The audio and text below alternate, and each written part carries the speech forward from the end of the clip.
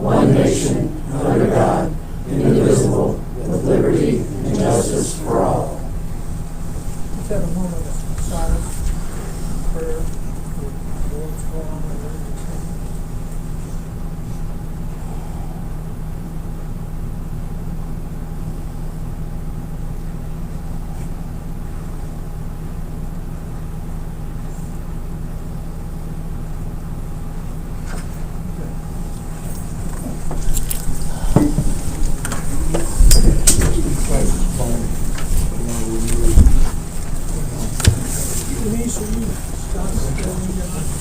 We'll be there. He's running behind.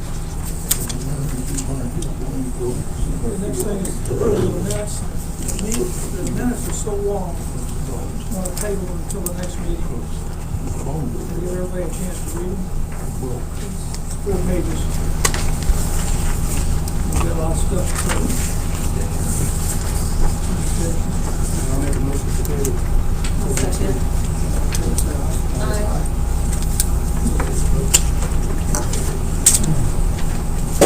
Okay, Eric Brown, we're going to change just a little bit. Eric Brown, let's get up next. Jim, Yes. I would like to suggest that since this is supposed to be a public hearing on the budget, and this is the time for the public to actually get an opportunity to speak on the budget, and for the board, I would like for the board to give it the proper recognition and move public comments up to this point on the agenda. Eric, you have something that's going to affect this, on your mind on that, we need to get up. You can, whatever you want to do. Doesn't matter.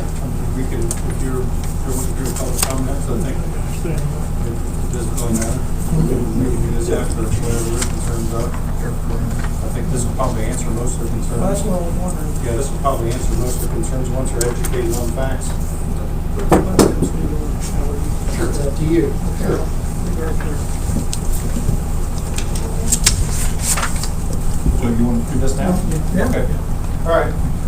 Just want to take a couple minutes real quick, just introduce myself. Most of the time you'll probably see me sitting where you're sitting. I'm a taxpayer just like you are. I've lived in this township pretty much all my life for 50 plus years. I pay property on multiple pieces of property in this taxing district. So I know what it means when you ask somebody to raise taxes or pay taxes. I'm also a firefighter here in Madison Township. I started here when I was in high school in 1985. So I've been on this fire department for 37 years. I've lived through a lot of different administrations in this fire department. I've seen this when we were totally volunteer, when Rick Harrison back there, when it was just me and Rick during the daytime, 2 firefighters coming to a fully involved working house fire, and that's all you had back in those days. That's also when gas was 55 cents a gallon. So, you know, Madison Township back in 1985 is not where Madison Township is in 2022. That's something we want to make sure everybody understands when we can try to compare apples to apples. And just want to give you a little bit of information about what Madison Township looks like today. And a lot of people don't even realize where Madison Township borders are. When we think about where Madison Township is, does anybody know where Madison Township southern border is? Where is it? Anybody know here? Where? No, it's like about 2 miles south of St. About Mary. Gray Road. Rinker Road. Rinker, Gray. It's a little further south than Rinker. With the Golden River? It goes about a mile south of Rinker Road, down into the turns of Gray Road. It's almost 9.5 miles from here. So imagine you have a house down 9.5 miles from here, and your house is on fire. How long is it going to take me to get there from here? It's going to take quite a while. So I'm going to go ahead and get into this. Steve, if you will. Madison Township is 27.9 square miles. It's 10 miles long and 5 miles wide, driving distance. There are currently 2 fire stations in the township. One's located on Kitchen Road. It was built in 1992 as a pole barn. We built it in 92 for $150,000. Back then, that was a lot of money. We built that with fish fry money. If anybody's old enough to remember fish fries, we built that when we were in the old firehouse here at Kitchen on 144. We raised all our monies with fish fries. We built that in 92. This firehouse was built in 2000, right here. See? There are standards in place by the people that set your insurance rates. When you go to get insurance for your house, there's a standard that's set by the Insurance Services Office. Those people set the standards on what your insurance rates are going to be. The National Fire Protection Association has standards that we have to live by. The American Heart Association does standards for survivability of a heart attack. When you have a heart attack, you have to receive ALS intervention within 3 to 5 minutes if you're going to survive that. So when firehouse locations are designed, those are not just randomly thrown out to wherever we can buy property. Back in 1955, when they first built that firehouse in Five Points, that wasn't just built there because they could buy a piece of property there. That is the center of Madison Township. That was built in 1955 because the guys knew that this is in the center of the township. We can cover the most area of the township in that location. So when the highway comes through, we need to relocate. The firehouse was moved a half a mile down the road to the one on Kitchen to still try to cover that area. There are areas in the extreme south part of the township and east that we can't provide those response times due to the distance. So without the addition of a 3rd firehouse, at some point, if we want to try to accomplish that, that's as good as we can do right now. So that's why we have 2 fire stations. We can't run out of 1 fire station, which we'll talk about here in a little bit. Go ahead. State of Indiana, this is something that I've heard quite a bit, and I want to make sure everybody understands. I've heard for several years as a taxpayer, and really bothers me, is Madison Township's the 18th highest taxing district in the state. There are 2,064 taxing districts in the state of Indiana. Madison Township is ranked 1920th. There are only 144 taxing districts lower than Madison Township. The 18th ranked taxing district in the state of Indiana is located in Cass County. It's Logansport. They pay over $5 on the 100. That is almost 6 times what we pay in Madison Township. So I just want to make sure everybody understands that information that we've heard for years in this room, that's not correct. At no time in the past 25 years has Madison Township ever been above the lower 25%. Go ahead. So how does that growth in population compare to our tax increase? In the last 30 years, Madison Township has experienced a 98% increase in population. And that tax rate has stayed relatively the same. So we have over 10,500 people in this township. We don't have what we had in 1990. Go ahead, it's fine. So how's that compared to the county? Everybody thinks Martinsville is the biggest, it's the county seat. So it's Martinsville's so much bigger than everybody else. Madison Township's only 1,100 people less than the county seat. So a lot of people don't see that. We see that every day because we respond to those emergencies. But we have a small town just north of us here in Hartman Crossing, if you guys haven't noticed. There's a large population up there, probably about 3,000 people that we respond to. So when you look at the population, Martinsville's 1,100 more than us. Mooresville's right under us. Washington Township is the largest township in the county. However, it's underpopulated due to the development. And you've got Brown Township. So when we look at the population, now, where do you think is most valuable? Who has the most assessed valuation out of the county? is Go what ahead. you. Madison Township is the highest assessed, let's go back on. Madison Township is the highest assessed taxing district in the county. We have the highest assessed value in the county. Over the city of Martinsville, over the city of Mooresville, over the biggest township in the county. Go ahead. I have several questions as you're talking about this. Sure. For one,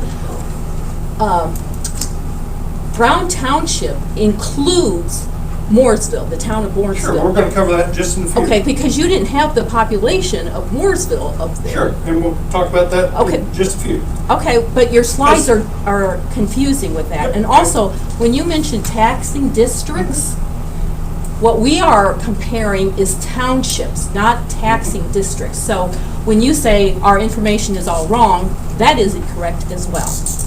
Because we are going to We'll the discuss that in a little townships. bit, because how we're trying to confuse that, we'll discuss that, because that's what we're. Because we're covering Mooresville tonight. School, the taxing district, for instance, for Mooresville School includes Madison Township. So there's a separate taxing district Sure. there. So, you know, there's a lot of different. Sure, we're going to cover that in just a second. Go ahead. Okay, so where does Madison Township compare to other taxing districts? Here is the rates in Morgan County. Madison Township is 15th in the county compared to those taxing districts. And Trudy, you're correct. This does include Martinsville, Morgantown, and Mooresville. These are different because these also include the city utilities in there. And if anybody knows anything about budgets, with cities in their budgets, you don't see line items like you will on ours, because in a city budget, if I want to buy a police car or a fire truck or a sanitation truck, or if I want to improve roads in a city, they have one lump sum general fund. So you're not going to see a fire tax rate in a city line item. The problems we compete with, I don't just work here, I've worked 30 years in a career fire department outside of this county, so I know how city budgets work. It's a nightmare. You're always competing with the police, you're always competing with sanitation. If you want a new fire truck, you got to compete with buying 5 police cars, because you don't have separate budgets. And that's why it's always confusing when you see this number. It's a high tax rate. That's not their fire rate, because they don't have a fire rate. The city can use this tax rate to do whatever they want to do with it. So yes, you're correct. There is a difference in that. But you need to understand that if they do have a catastrophic failure of a ladder truck, and they need $1 million to replace it, they can pull out of that tax rate and replace that $1 million. Does that make sense? On your list, you have 8 cities or towns included in that list, and that is not appropriate at all for us to be compared against any city or a town. Why is that? They all have fire departments. Is there fire and emergencies in those districts? Well, what you're doing is you're comparing a city or a town versus a township, and their entire budget system is different. Okay, you would agree with Let me go on here, and I think you're going to understand where this is going. Go ahead. Okay, so when it compares to fire tax rates, and this is what you're talking about, with these 3 counties, these 3 towns we just talked about, that they have no fire tax rates, so you can't compare those. But here are the actual fire tax rates. So Brown Township was just above us. Madison Township, yeah, we're just below there. All these in red receive the county EMS tax. You guys remember when they put the county EMS in place, they established a county EMS tax. So when you add that to all of these fire districts that get EMS, other than us and Brown, they all receive this additional funding to provide EMS. If you add that, next slide. This is what those tax rates become for fire and EMS. So if you live in Brown Township, this is what you're paying for fire and EMS coverage. This is what you're paying in Washington Township for fire and EMS coverage. This is what you're paying in Madison Township for fire and EMS coverage. As you can see, it's almost twice as much in any of these other areas. We're doing the same thing with almost half as much money. Can you go Yep. back one slide? Sure. That EMS tax in the county generates a little over $4 million. So you, on the next slide, you added that in for Brown, and Brown doesn't have that tax. Brown Township has an EMS tax of their own. Okay. 0527. Okay. They had two separate taxes. When Madison established their EMS tax, they did not establish an EMS tax. And you can't go back to the state and establish a tax for a service you already provide. That is something that has been looked at in years past. When we tried to establish a tax for that to fund the ambulance service, you can't establish. If it was new, then yes, we could go do similar to the same. But since we already provide that, we can't do that. Does that make sense? Thank you. Okay, go ahead. So, again, looking at what we just looked at, the tax rate here is the lowest in the county for fire and EMS coverage. Go ahead. Now, what Trudy was talking about earlier, you can't compare it to cities and towns. Here's how we're going to compare it to cities and towns. I've heard the question come up a couple times. I think I've even explained it in meetings. Is how come you guys take a ladder truck on the EMS run? Why don't you take a pickup truck like Martinsville does? Martinsville covers 9 square miles. So why is that different than Madison Township? So if I'm 9 square miles from my fire station, that means I'm never going to be more than 3 miles away. So I'm 3 minutes away from my fire station. So if I'm in a pickup truck at McDonald's and a fire comes out, I can get back to my fire station in 3 minutes and get that ladder truck and go on a fire. If I'm in Madison Township, where I'm protecting 27 square miles, and I'm 9 miles away in a pickup truck, and I got to come back and get a ladder truck, what do you think your house is going to look like by the time I get there? So that's why responses are different throughout the county, is when you're protecting 3 times the amount of area that Martinsville is, or almost 5 times the area that Mooresville is, you have to respond differently. Martinsville, with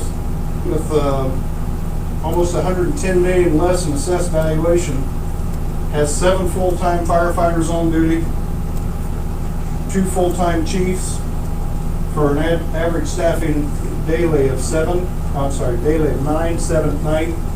Madison here, we have 3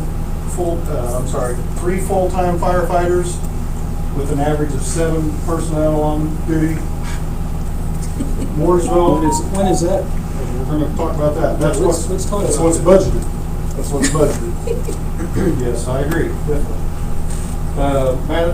Mooresville has 4 full-time firefighters, 2 part-time, 3 full-time chiefs, so they have 9 and 6. Do you have a comparison to Washington Township? Yep, it's right here. Okay. Washington Township, they have 4 personnel on duty. They use the county ambulance service. Brown Township has 8 during the day and 5 at night. 3 of those are full-time, a full-time medic, part-time firefighter, and 3 full-time officers. What was your question about Washington Township? I just would like to see the unfortunately, it's on a different screen, but it'd be nice to see the comparison of Washington Township, where the other screen had 2 towns and Madison Township. It'd be nicer to see Washington Township. That's why we're comparing. With Madison You say you Township. can't compare them to towns, but our population is the same as a town. You can't put a different value on someone's life just because they live in a town. I'm Is not. that what you're saying?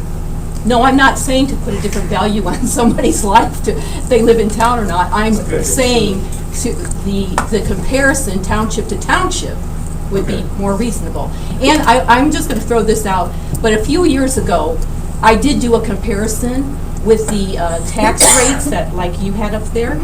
Yours is no doubt more recent than I did, but when I did mine, Madison Township was not at the bottom of the list. It was much more, there was several townships with the county EMS added to, they were still less dollars. Okay. The tax rate was lower. Okay, well, these are today's numbers, and these are from the state. And That's what we're looking at today. So if you've got something different, then. Oh, I didn't even know we were doing this, so no, but I will look at them. Okay. When I have time. All right, next slide. So like Larry alluded to, for many years, we've struggled with staffing. This is, We struggled. I'm sorry? We didn't struggle, we struggled. Yeah, I struggle with spell check there too. So yeah, for years we've struggled with staffing. Back 28 years ago, your staffing was four 20-year-old single guys living in a firehouse. And this guy lived in a firehouse with 3 other guys until I met my wife that I married, and she made me move out. And I come home, and that was your staffing. You had 3 guys that were living in a firehouse, similar to kind of some of the things that still go on. But they lived there. They're not getting any pay because at that time we didn't have any pay. In 1994, I was that guy that started that part-time standby program, where we started paying two guys during the day for standby because Rick will tell you we had him and Dale Ramsey and maybe Dave Britton during the daytime. That was your daytime fire, and at nighttime, maybe when the guys got home from work. You know, in the 80s is a little different. Everybody had farm hands.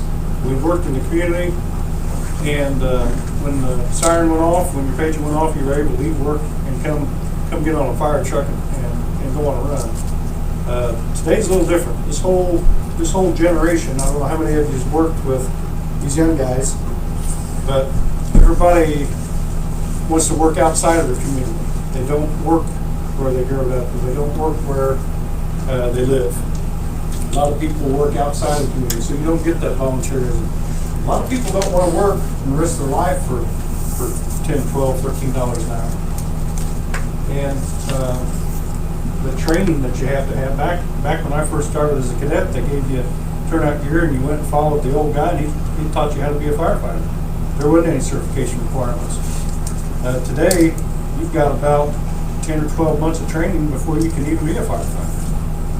So unless you want to pay somebody to do that and you've got the time to devote to that, you're not going to get somebody to do that.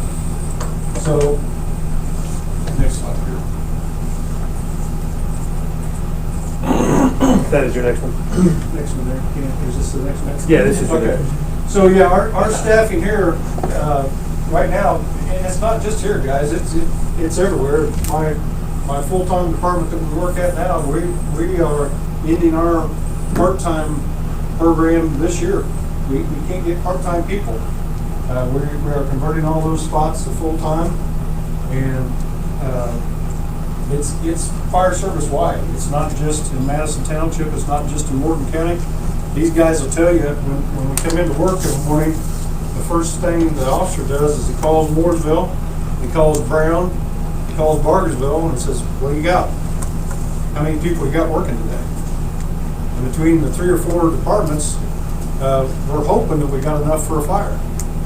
Because if a couple of the full-time guys call off sick and you don't have part-time guys working, guys, it takes more than all 3 fire departments, Mooresville, Brown, and Madison. It takes more than we have just to fight one structure fire.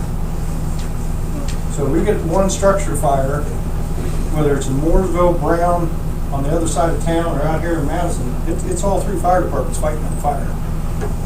So what happens when Grandma has a heart attack while that fire is going on, or what happens when that second fire comes out? There's nobody sick. It just happened just the other day. We had one guy in a staff car going on a heart attack, waiting on an ambulance from Plainfield. That was the scenario, and that's what we're running into. Right now, we don't have part-time people that are working. So this is what I don't expect this to happen overnight. This is what we got to start looking at, start converting those part-time positions into full-time positions, just like everybody else is running into in the world. Go ahead. That's your next one. For you. Yeah.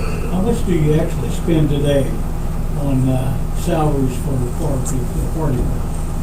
On salaries, I'll show you what that's gonna cost here, coming up here. That's it, Eric. This is it, okay. So I just kind of covered this. Everybody's running short. I mean, I think every fire chief you'll talk to in this county will tell you they don't have enough people to do what we need to do. Yeah, there's taxing restrictions, funding restrictions on that.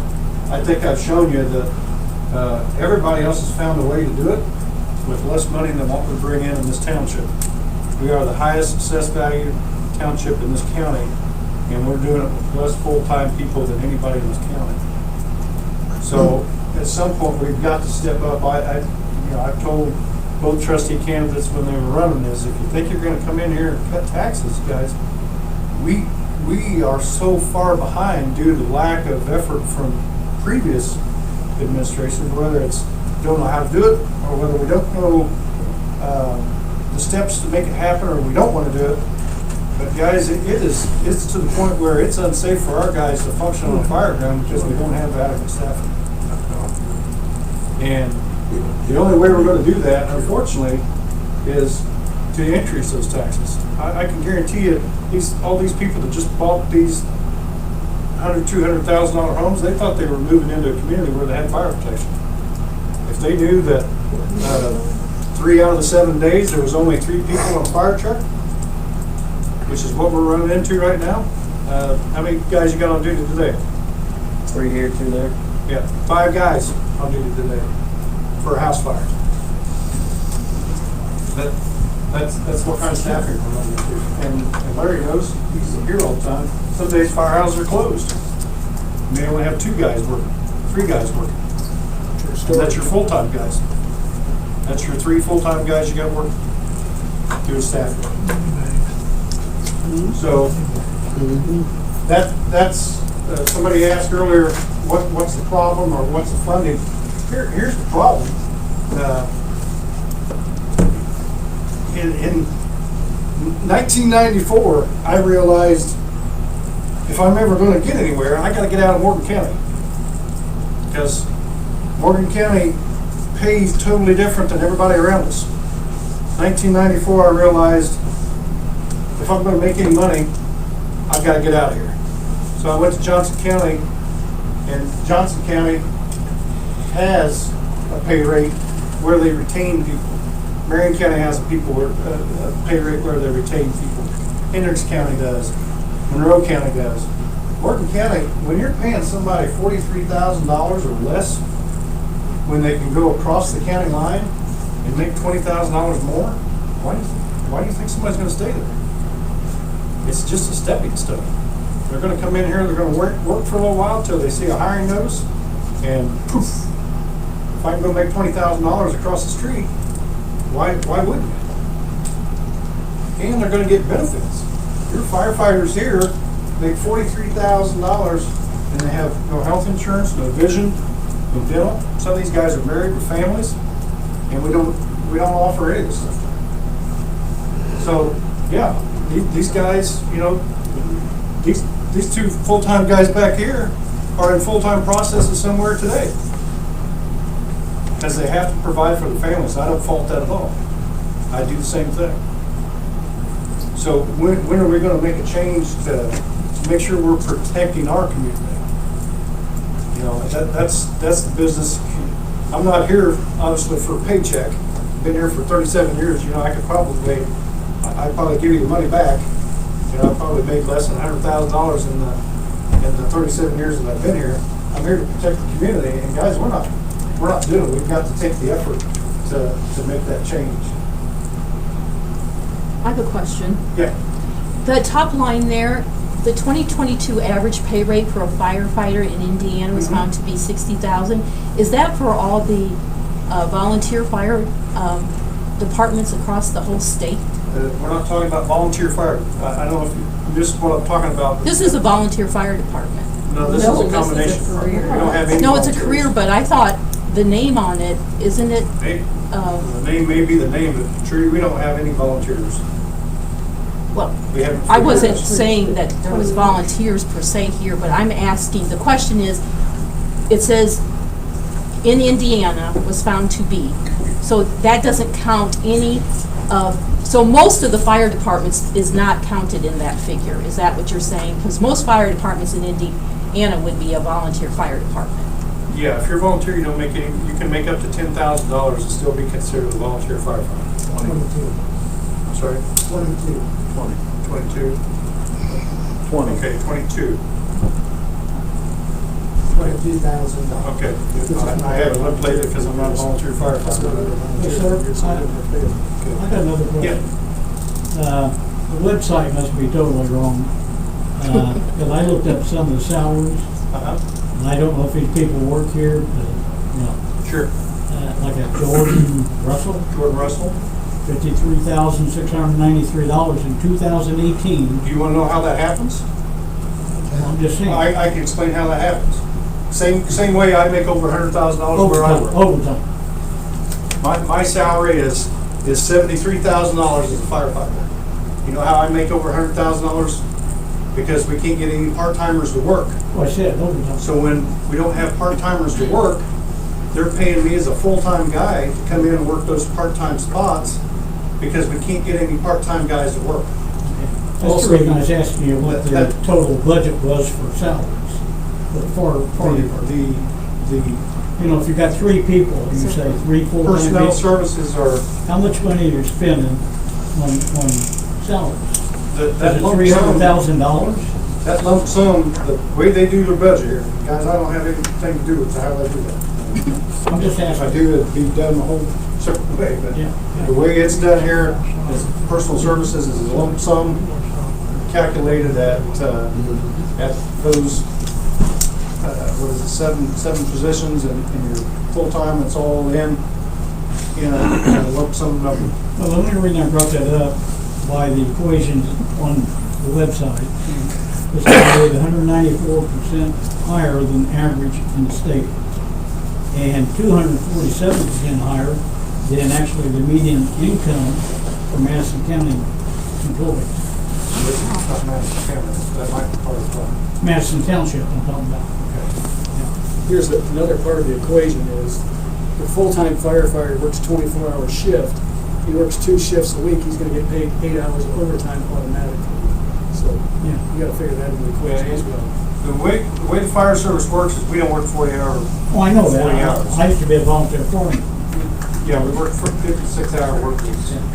So anything over 212, that's been a whole nother session talking about how overtime works. But that is why when you look at somebody's salary and they're supposed to be making this, and it's 5,000, 10,000, or whatever more than that, it's because they're working. And you know, I was one of those guys originally saying, how the heck does that chick make $80,000 because she lives there? And we can't punish those people because they're working, because if they didn't work, you wouldn't have somebody going out the door and somebody calls 911. Now, can that be abused? Sure, that can be abused if somebody's not managing that. But that's a whole other topic. But the way that salary works is this is their base salary, full-timer's base salary, and then any overtime on top of that would be just that overtime. But they're basically guaranteed overtime, right? I'm sorry? Full-time firefighters. Firefighters have They're overtime guaranteed. built into their salary. So Right. even though not here, that you're gonna have FLSA overtime. Okay. So basically FLSA overtime, chime in if you want, but FLSA overtime is half rate. So you're already working hours. So if I work 224 hours in a 212-hour pay cycle, I'm going to get half rate for those 12 hours that I worked over in that pay cycle. So if I make $12 an hour, I'm going to get 6 hours, $6. $6 for those 12 hours that I worked. Does that make sense? So you're getting half rate because you're already working. You're getting paid for that regular Yes, rate. thank you. Eric? Yes. I think this gentleman over here, he wanted to know really what, I'm guessing what, or maybe our budget was, and in 2022, for the firefighting, the budget was a little over $1,308,000, or about $309,000. for the year. I'm sure that wasn't just salaries, sure. That's for the firefighting and for their pension.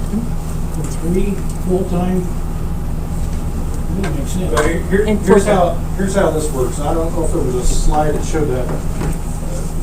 That is confusing a lot of times when we talk about positions. If you look at a lot of people don't understand how that works. If you look at a firefighter position, so if you've got A shift, B shift, and C shift, and you've got one firefighter on that shift, he works 24 hours.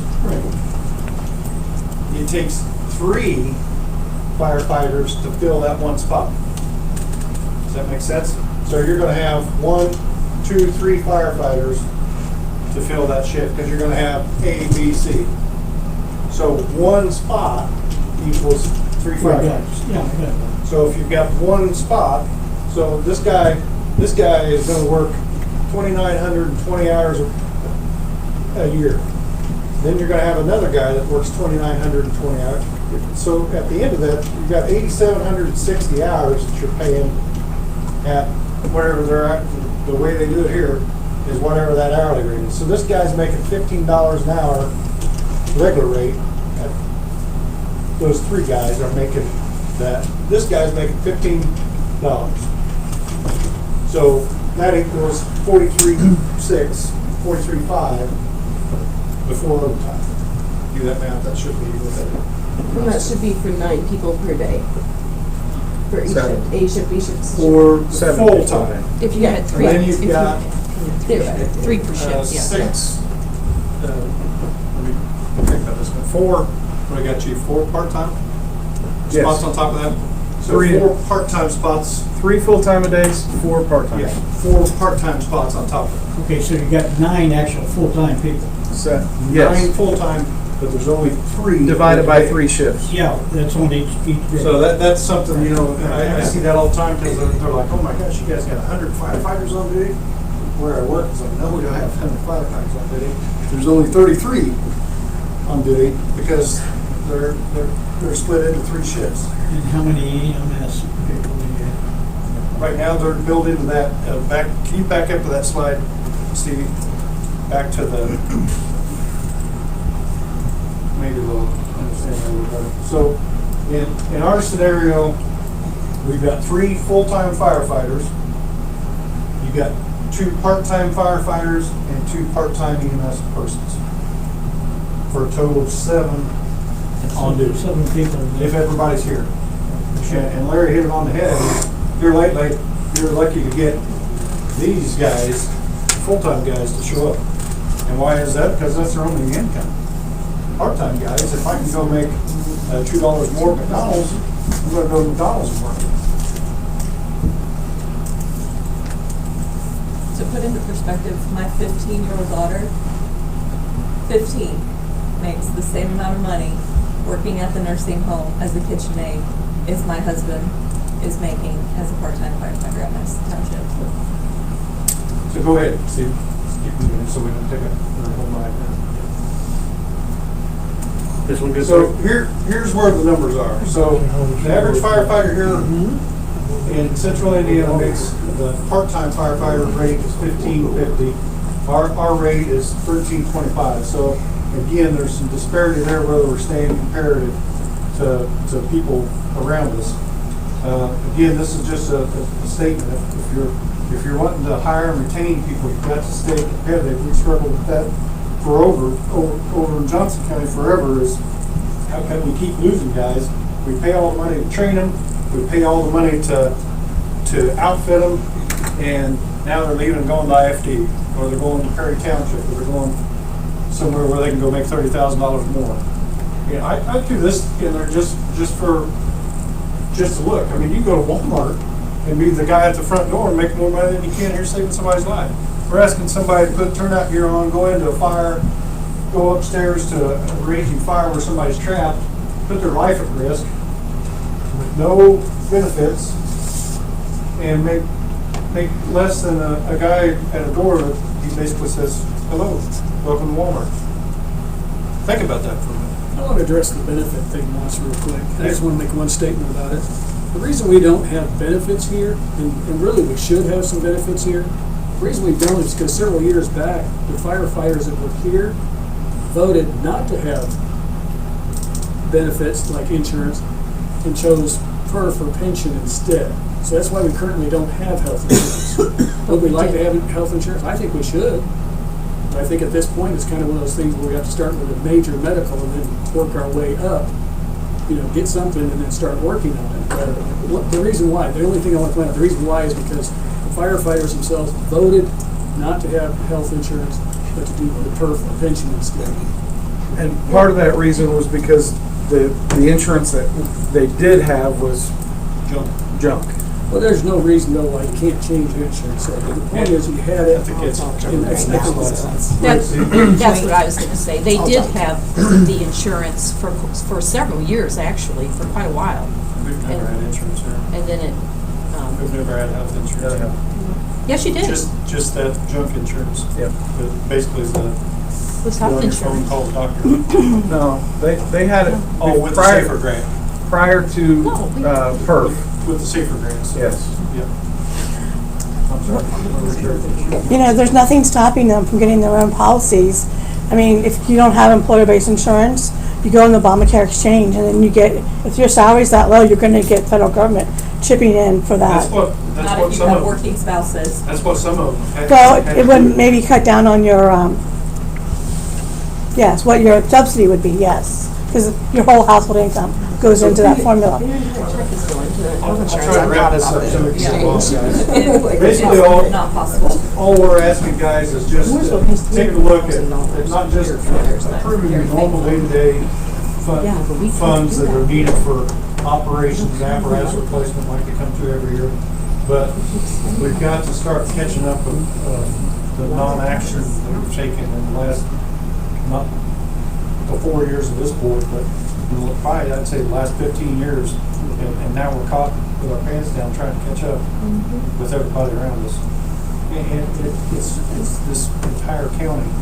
It's not just Madison Township. It's, if you look around, if you get outside of this county and you look at what you have, you go across the county line, you look, you've got 37 firefighters across the line. Over here, you've got 37 firefighters, but you cross the river and you're lucky to have 5 guys on duty. So are Madison Township employees considered county employees, or is it separate? Township employees. So guys have asked, he asked what's it cost? Okay, I figured that out. The average salary each year for the 21 people you talked about, $62,333. 620? 600. So the question is, how much does it cost to convert a part-time position to a full-time? Remember, part-time, this is where the expense gets in there, is a part-time doesn't have any benefits. So the salary doesn't change a whole lot, other than you're looking now at, you've got a pension cost in there, you've got FLSA overtime, and we've talked about this, is you're gonna have an insurance cost in there. So right now, that part-time position is budgeted currently at $116,000.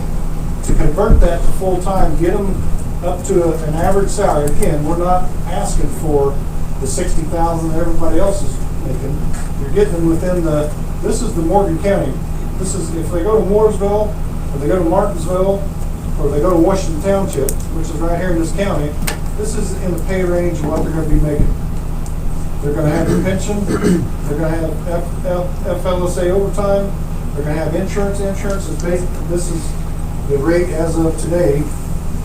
Let me make sure those numbers were correct with the local agent. And this is only paying for 50% of their spouse. A lot of employers don't pay for spouse, some employers pay all of it, and that would be something to look at later. You're gonna be looking at about $138,000 to convert one position, which is 3 people. So you'd be hiring 3 people, and it's going to cost $138,000. So in the big scheme of things, we'll talk about what time that's to here in a second. This next slide.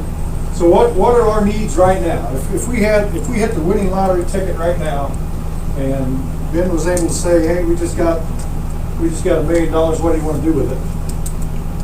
Right now, if we were able to get insurance for our 9 full-time firefighters, so they had insurance, that cost us about $97,000. For some reason, over the last 4 or 5 years, we thought it was going to be $200,000 to $300,000. It's $97,000 today. If we go right now and sign up, that's what it's going to cost. The problem for years in this fire department and for a lot of other combination departments is you can't have full-time employees and try to run it with a part-time administrator. It just doesn't work. When you get, go ahead. I think that's too low. I think it's about $1,100 a month for our insurance policy. What's that? $1,100 to $1,200 a month. This comes from Mayfield Insurance today, from D. Okay. Mayfield. So it's right at $600 a person. And you may be right for a higher age rate. This is at about a 20 to 30-year-old range. So yeah, me or you, we're going to pay probably $1,500 a month. But yeah, for our age group. Having looked at those types of health quotes before, I would expect that to go up significantly. You're gonna get quoted the best possible at $900, but your firefighters are gonna look at $1,300 to $1,500 a month. It's not going to be $900, except for Parker over there. He quoted the number on what we've got right now. So he has the information on Ages, age group everything. and their health and what we're looking at. Yeah, if we have a bunch of 50-year-olds like me, yeah, our insurance is pretty well. It would, yeah. Yeah, we'd be in trouble if you're going to try to insure us. This was Madison insurance. This was what I showed you earlier. Was this is 100% of the employee and 50% of the spouse. That was at Madison Township. Yes, Larry. So no employee participation. 50% would be on. 50% of the spouse would be on. Of the employee, you're right, Larry. Would the employee be completely paid by Madison Township premium? Yes. Okay, that's my question. 50% of the spouse would be on the employee. I understand. I just want to know. And we could change that to 100% of the spouse, honestly, while we're being tight right You here. can do whatever you want to do, guys. This is just getting you in the thinking. Right. This isn't saying we want you to do this right now, or you have to do this by the end of 2028. This is getting you. We've never even got into the thinking that we got to start doing something. We're in the crisis mode right now for fire protection, and if we don't start doing something, we don't start moving down this road, we're going to be in trouble. Do the other townships in Morgan County pay health insurance? Yes. And that's in their budget at those tax rates? Almost an hour. So this is where it's at. taking vehicles. We can make money. We can make I think that's it. wisely. I think that's my slide. Is there, have to raise anybody have any You questions? just like.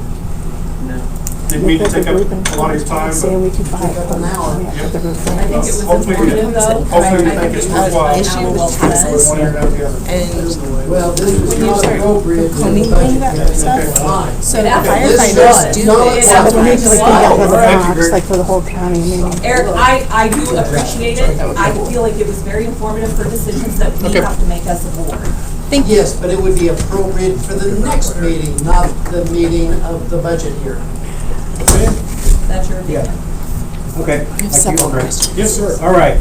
First off, there's no action on the budget this evening. You're going to adopt the budget and levy it here in 2 weeks. What I do have for your consideration is a resolution that would authorize the township to increase its maximum tax levy based on property value growth in recent years.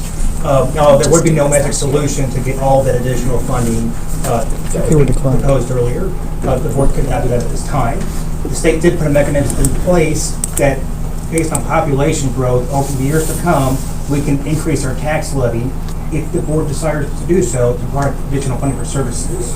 What I'm running this evening is a resolution that would authorize us to increase funding based on the property value growth in recent years. Generally speaking, over the past 3 years, the township-wide property value has gone up by nearly 9%. Next year, the state tax levy is going up by 5%. With this, by authorizing this resolution, we can petition the state to go ahead and increase the maximum tax levy to capture that additional difference between the property value growth and the state levy growth. And all this resolution would do is increase the maximum levy. Again, no action on the budget or levy is needed this evening. So it wouldn't raise taxes, that just raises the amount of money Madison Township receives from taxes already paid?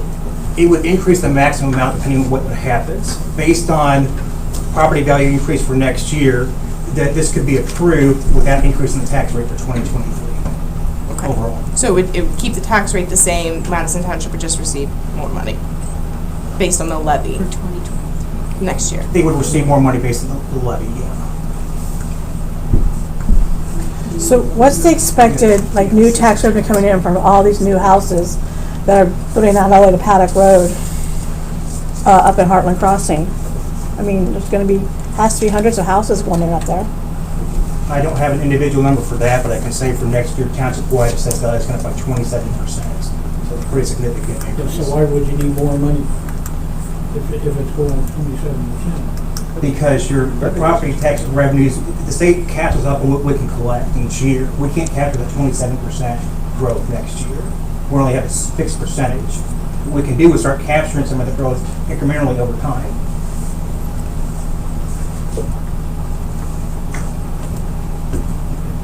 This does need to be voted, I'm sorry, does need to be voted on.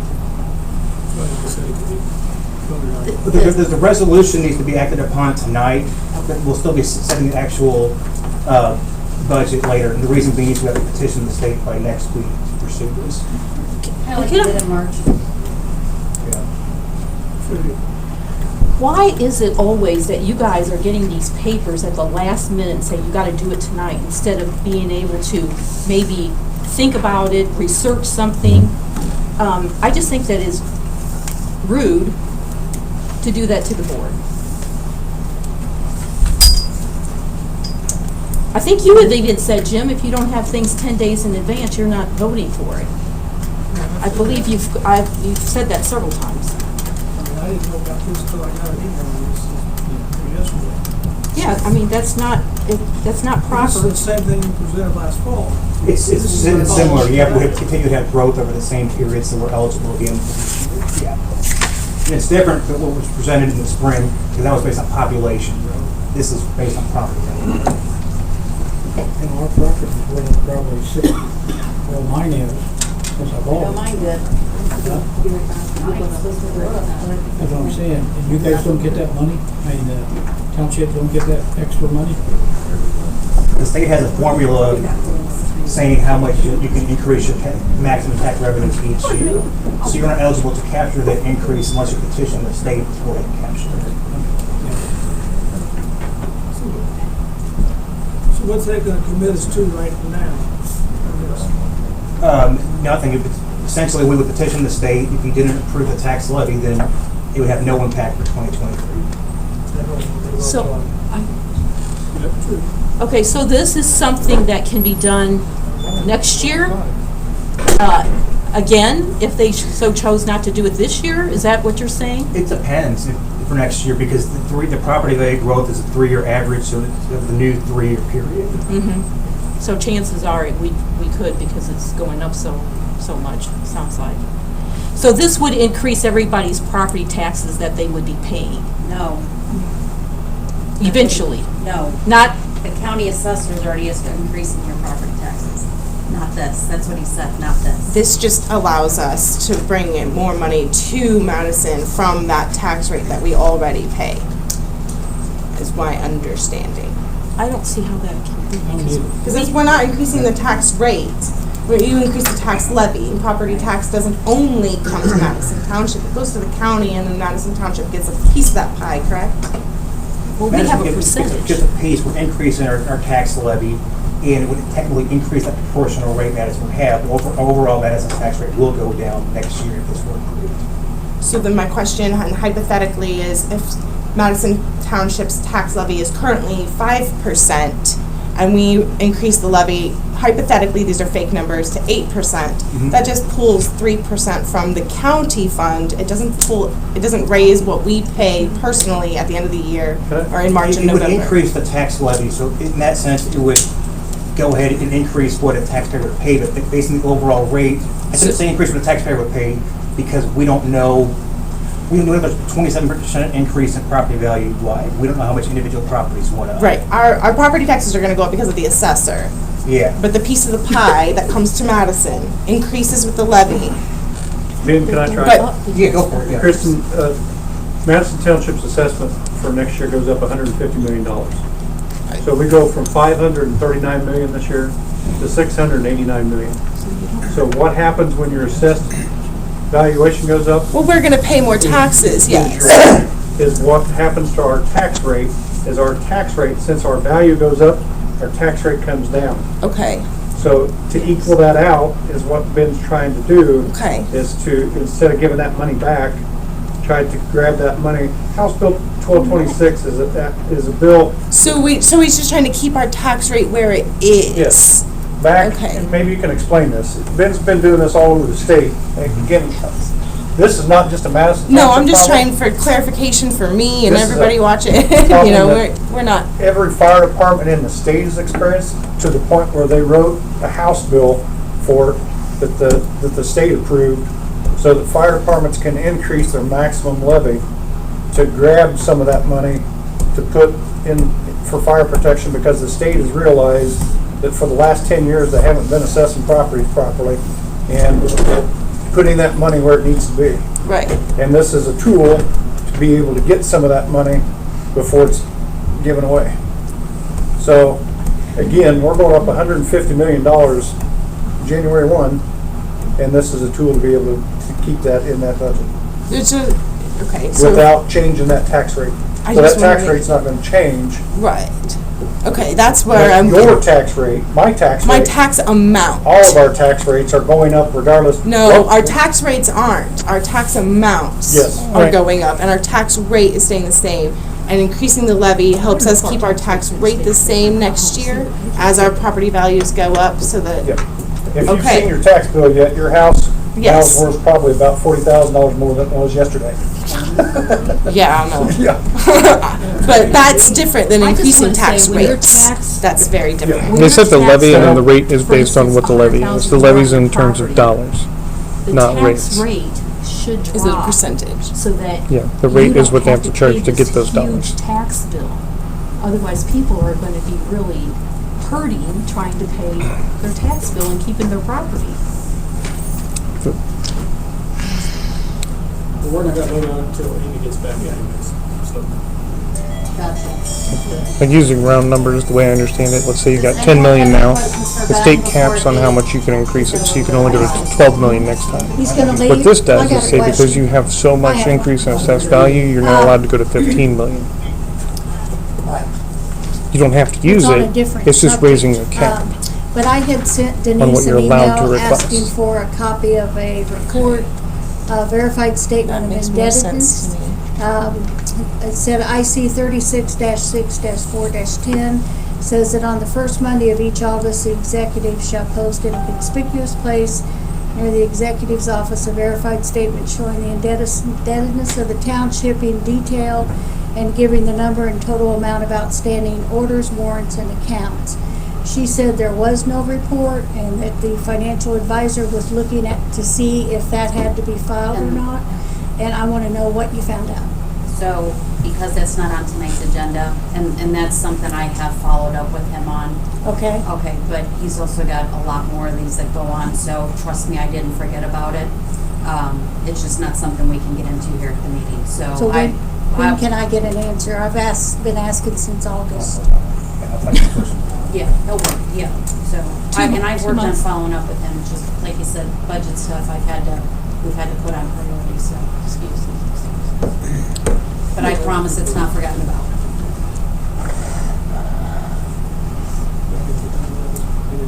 Yes. Yeah, there's some.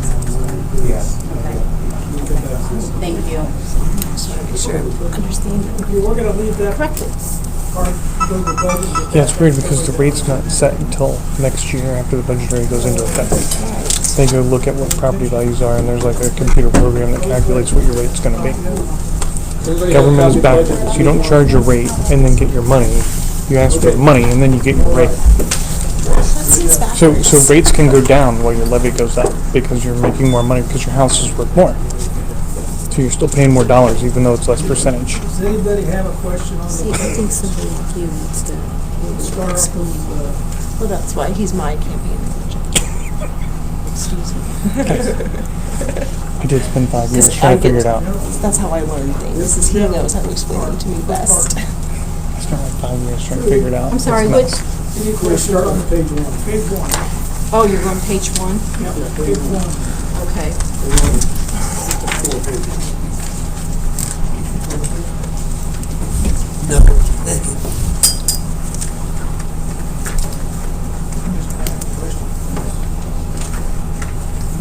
I do. Why is the clerical wages down $8,000 compared to what they were?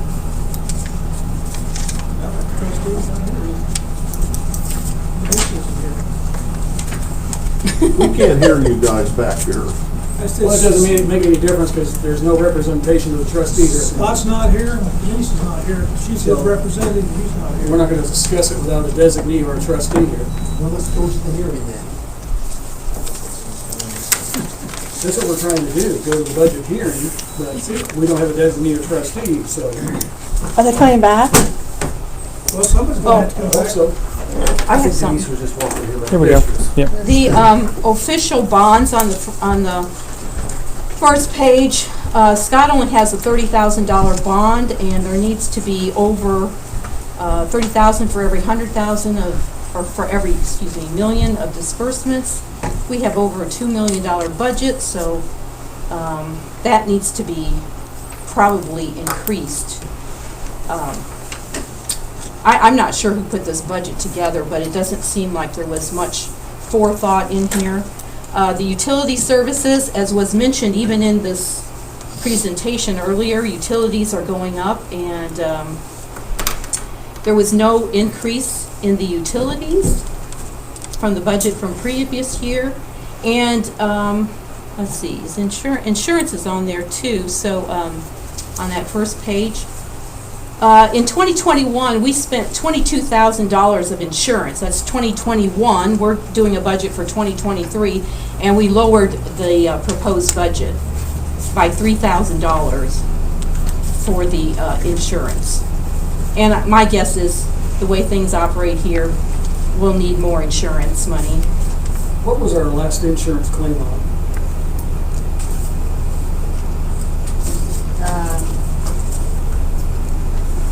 Well, in case you don't know, I'll tell you, it was on the asphalt repair over at Mount Gilead. And we've had an insurance claim on an ambulance this year, and I don't know what other claims we've had, but we've had 2 major claims. So what I'm saying is, well, that was covered by somebody else's insurance. What I'm saying is, we will more than likely have an increase in insurance due just to the fact of our claims that we I don't experienced know if this I year. was aware of the asphalt one, but not that I don't believe you. Well, I got a copy of the claims. No, not that I don't believe you, but It was $8,500 and stuff. 85, Yeah. what was that for, here? No, from Mount Gilead. We damaged their asphalt. Denise, when do they send out He's the asking how. How did that happen? proposal for your new insurance? Filling up the quotes? tanker. When Tanker, we fill up the tanker 4 times a night, and it damaged the asphalt. do all of them For renew at the swimming same pool. time? No, that was for a swimming pool. Yeah, swimming pool. give or take. Was mine Do you either. send them? Don't to worry, it them? wasn't ours either. Yeah. How Am come I- you the had- renewal we had quotes? Yeah. more waste than, or the insurance company? Because we were the ones that damaged the asphalt. Yeah. Our employees did it. They were liable. On a Sunday, when the Yeah, what alarms are happened to the going off in the employee, you church.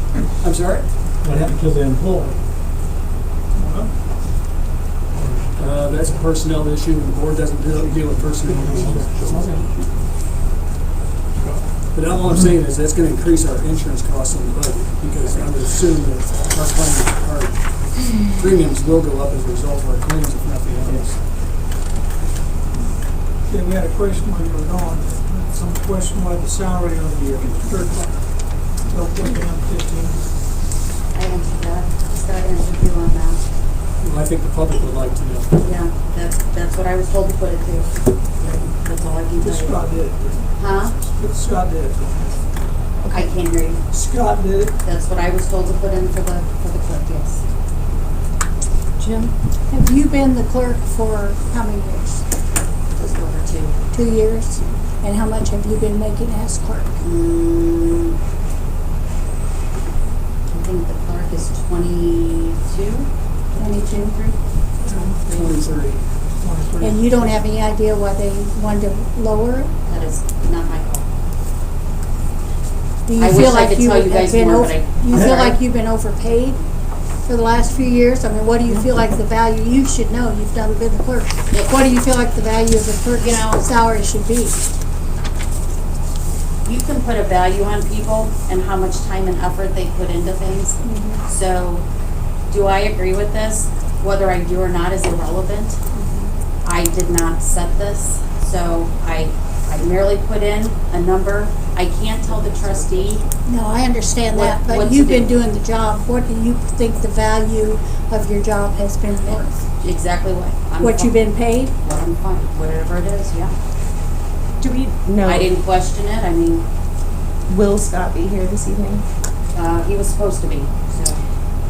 I just want to make a statement. We're trying to learn how local government works. That's why I've been sending you emails, getting documents, trying to understand. I am shocked that a trustee in charge of our township would not show up. I don't even know who he is. I asked He Greg. actually was supposed to be here. I asked Greg, are any of these people are trustee? I am shocked at that. Yeah. Everything I've been to, he's never been here. He's I not just been here want that this year, I on don't in the believe. minutes. He has. In January? Is he in there? Is he up for reelection? No, sir. No. Trudy? I want to make just a couple statements. The budget is supposed to be submitted no later than September the 14th. And this budget was not submitted until September It's 10 the days prior. 27th. It is 10 days prior, before their public hearing and before September 14th. No later than September the 14th. And I will discuss that with the And financial it was not submitted timely. And this happened last year too. So it just keeps going. So I think, personally, if we could get a good clerk in here, we might need to pay a little bit more. This $15,000, I looked it up, and we paid the clerk $15,000 in 2012. So you're talking 11 years, because this is a 2023 budget, so you want to back it up 11 years, which is interesting to me. No, I don't agree with it. I can show up, I don't agree, I won't vote for it. And the overall township budget was decreased by 6.5%. When, like I said, you know, utilities, insurance, those types of things are going to definitely go up in I know in the price. value of them guys in the back of the room is far more than mine. I don't think anybody would disagree with you. Larry, I can tell you, being here on a day-to-day basis, this township is way too large to have somebody not in that office on a day-to-day basis. I can tell you, there's somebody that stops by this building every day looking for a trustee or for a clerk, and we need to be paying somebody. You're not gonna get somebody to be here for $4,000 on a day-to-day basis. When somebody comes here looking for township assistance, like just the other day, you can't expect her to leave her full-time job and come down here and sit in an office for 8 hours a day. Nobody expects that, And but we do need. I'm not, I'm saying if we're looking at a budget for next year, and you're wanting somebody here 8 hours a day or 3 days a week or something, you can't cut what you're already paying somebody. Well, that's what we're saying. We're not for the 15,000. Yeah. My question you gotta- here is, how often is the trustee in the office? That is my main question here. You'd have to ask them. I can't tell you last time I saw him. Okay, so that I understand, that's why we would need a clerk here full-time. Outside of that, we have the trustee candidate Larry, how many days a week do you plan to be in the office? Well, I'll be here at least 3 days a week, and I will require the same from the clerk. The other portion, that's what one of the platforms that I ran on, was the fact that we have, and I'll just say it publicly, because I said it publicly before, we have an absentee trustee. The clerk's office also has no posted hours, and the people need to become able to come in and see a face from this township. If it's just to come in and have a cup of coffee, or if it's to come in to discuss an issue, somebody needs to be here. So, yes, I agree, but you're not gonna get somebody for $15,000 to do it. No, but I do think that somebody running for office, knowing ahead of time what the amount of money is, should be prepared to put forth their best effort based on that salary. If I were running for trustee today, I would not have a clerk January 1. Guys, it comes back to what I was saying You earlier. have to have a next clerk year. January. You do not. The clerk is not a required position in the township. The trustee knows the trustee's duties, and if the trustee can handle those duties and will fulfill those duties, unlike the trustee we currently have, then I think that maybe for the first year, while we're trying to recoup some money, we don't need a full-time clerk. What about We do need a full-time internal trustee. controls? I think that's important. Internal controls can be written with the help of the financial advisor, the attorney, and the trustee. The clerk doesn't have any power, the board doesn't have any power. All of it falls on the trustee, who should be in that office at least 3 days a week. And where is he? Did I miss that while I was No, gone? he's just not here. We don't know. Stop. He was supposed to be here. There's a lot of supposed. I definitely think that That's the best answer, I'm sorry, that's the best answer that I have. I'm not gonna keep getting thrown in the corner. Sorry. I mean, the job is the trustee's job. It's not the clerk's job. You go look at the township handbook, and as much as I would love for it to be the clerk's job, that's your position, that's the clerk's position, be the helper to the trustee. But it isn't. It isn't her job. She doesn't make this budget. The trustee makes this budget. And the trustee can handle poor relief and is supposed to handle poor relief. Now, the trustee can hire a clerk. The trustee can hire an investigator as employees, not appointees. They're employees of the township. And those budget items right now could be cut when we're hurting the way we are. Because that money, that's $15,000 that can go to firefighters. That's $8,000 that can go to firefighters. Because Any other All questions of on them. page 1? all of us that run, we know what we make. Just one statement is, I think that you guys can move monies around so that if you do want to increase the salary of the clerk, I think you can move monies around within that fund. But it is going to be challenging because you have 6.5% decrease, but there's some of those you might be able to move some funds. Yeah.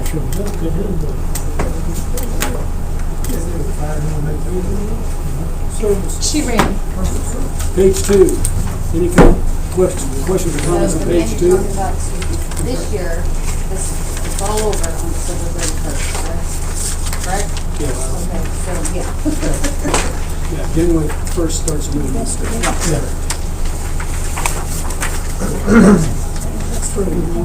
Okay, on page 2, I was hoping Scott would be here, but the care of cemeteries, when's the last time we had that bidded out, and what's the, what's going on? It's only been bid out once under Scott's administration, and I can tell you that from my observation of the cemeteries, they're doing a lousy job, and it needs to be bid out again. That's all been paid for the whole year ahead of time, too. And haven't you had some people call you? Yes, about I've had residents call me, asking me about the cemetery on Centenary Road, and the residents actually got no response, so they went out and cut the cemetery grass themselves. Got no response from Scott.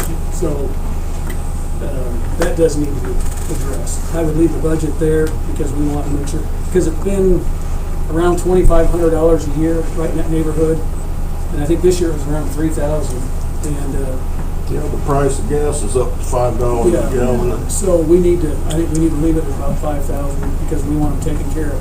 One of our projects in the next year in coming years is we're gonna do some initiatives, and one is to get our cemeteries back in the right order. And that's gonna be a community project. How many cemeteries do we have in Madison I think there are Township? 5 or 7. We have 2 that are decent size, and then 3 or 4, how many? 4, okay, and a couple small ones. You got one, well, you got one on Man Road, you've got one on Centenary, and you've got one. One on Man Road? Hadley. It's very small. Mount Gilead over at Hadley. Yeah, and this, I think is it On Forest? Drive, Forest Drive? Western Road. Yeah, Western Road. So there's several. But there's 2 that are, 3 I would say, that are significant size. Man Road, so. Where's the one on Man Road? It's right next to, well, you know where the big curve is that always used to flood? Yeah, the S-curves? Yeah. Just If oh, you beyond go a that. little further up on your right-hand side. Oh, yeah. Okay, you're right. Sits back off the road a little bit. Just before you get to the county Another line. question. Okay. The software contract, I emailed, left a phone message with you. Do you have any answers concerning that software contract? I'll be working on that. You just called me, what, yesterday or the day before? I know because I didn't have these reports very early either, so. Okay. So you don't know anything about the software contract? I would have to pull what we have and find what we have. Right this second, no.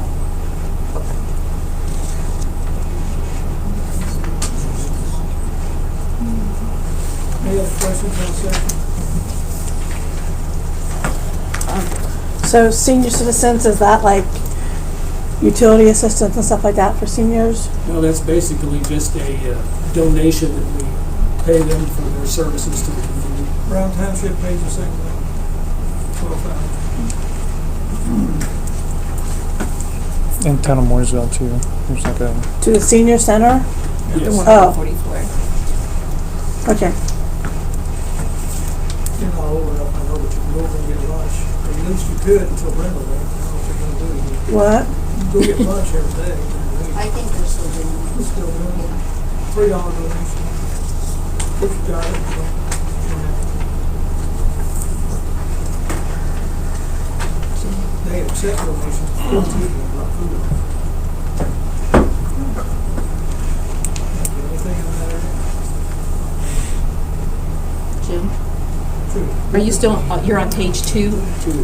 Okay, so the township assistance, on the insurance, again, in 2021, they paid out about $7,500 in insurance, and they set the budget at $4,300. So you got 2 years later, and so my guess would be that the insurance would go up. So you might have to switch the monies around for that, and also on the utilities, in that the budget is at $4,300, and we paid a little over $6,200 in 2021. So that's almost $2,000 difference. There, you know, like I said, I don't know who does these budgets, but this isn't the way you do budgets. First time I ever seen one that was down like this. Yeah, and especially when utility costs are all going up, everybody knows that. I do have one more question concerning insurance, which jogs my mind. What's the status of our ambulance that's been wrecked? Does anybody know?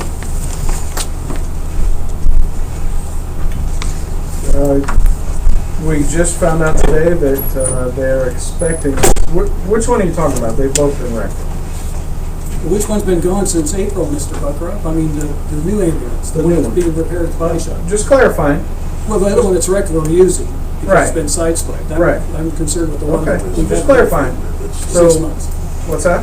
I'm just concerned about the one we haven't had for 6 months. Yeah, so it's been waiting on parts that have had a back order with no estimated shipping date. We just found out today that the part came in either yesterday or today, and they expect to have it done by Thursday. But they've also told us that it was done before, and we went and test drove it, and it was not done, so. That's the invoice said they were supposed to replace the right steering knuckle, and they didn't. That was the part we were waiting on. Yeah. Has that been paid? I believe that total bill for that has been paid, has it not been? No, it is not. It is not, but we've paid on it. The ambulance? Yeah, we paid No. JBK $38,000 so far. Oh, yeah, it's in the financial. How much was the total, Tom? Off the top of my head, I don't know. There was a check sitting in my they've- office that hasn't gone anywhere. I'm not sure that Cutting 38. cutting a check and putting it, so yes, you're seeing it cut. It's still in my possession. Because they thought it Because- was ready and it wasn't. Because didn't you just say they thought it was Okay. ready? Mhm. So Yeah, they went to pick it up So and it there's, wasn't, there's but two it was checks, still there's two messed up. checks there. there was the initial work. Am I correct, Tom? The initial work, and then, yeah, there's money sitting there because I was told it was ready. And then I don't know where. Okay, I'm just trying to get clarification on, it because, you No. know, I see, in the financials, I see that it looks like it's already, in the Well, financial, it looks yeah. like it's already been paid. Well, it's been cut, but clear in the bank is when it's paid. So, Yeah, okay, thank you. So on page 2 here, where it says township assistants, salary and wages, is that also part of the clerk's wages? no. No? What are those salary and wages then? Investigator salary, the 4,000 Oh, investigator? salary. Down from 8. That's been $8,000. It used to be. It used to be 8,000. Is it 4,000 now? It's 8,000. The It's investigator. 8,000 now, the budget will be 4,000. And why is that? Do you know? Yes, Scott. No, that was Larry wanted that. Yep. Both of those budget cuts were talked about, the $15,000 for the clerk and the $4,000 for the investigator salary were talked about last year at budget time. That's why they were in the budget this way. Because he hasn't,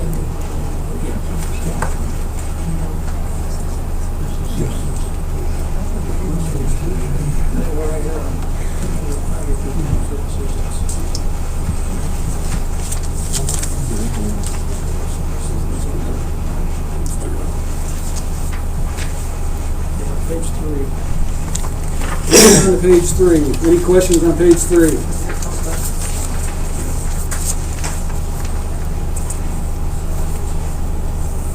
Salaries and wages took the biggest jump of about $190,000. My question was, and Ben's not here, and I asked this question on the phone, I was told that Ben would answer this question. Yeah, I have that answer. Okay. Sorry. And where did we get $190,000 from in order to increase wages? One second, let me find it.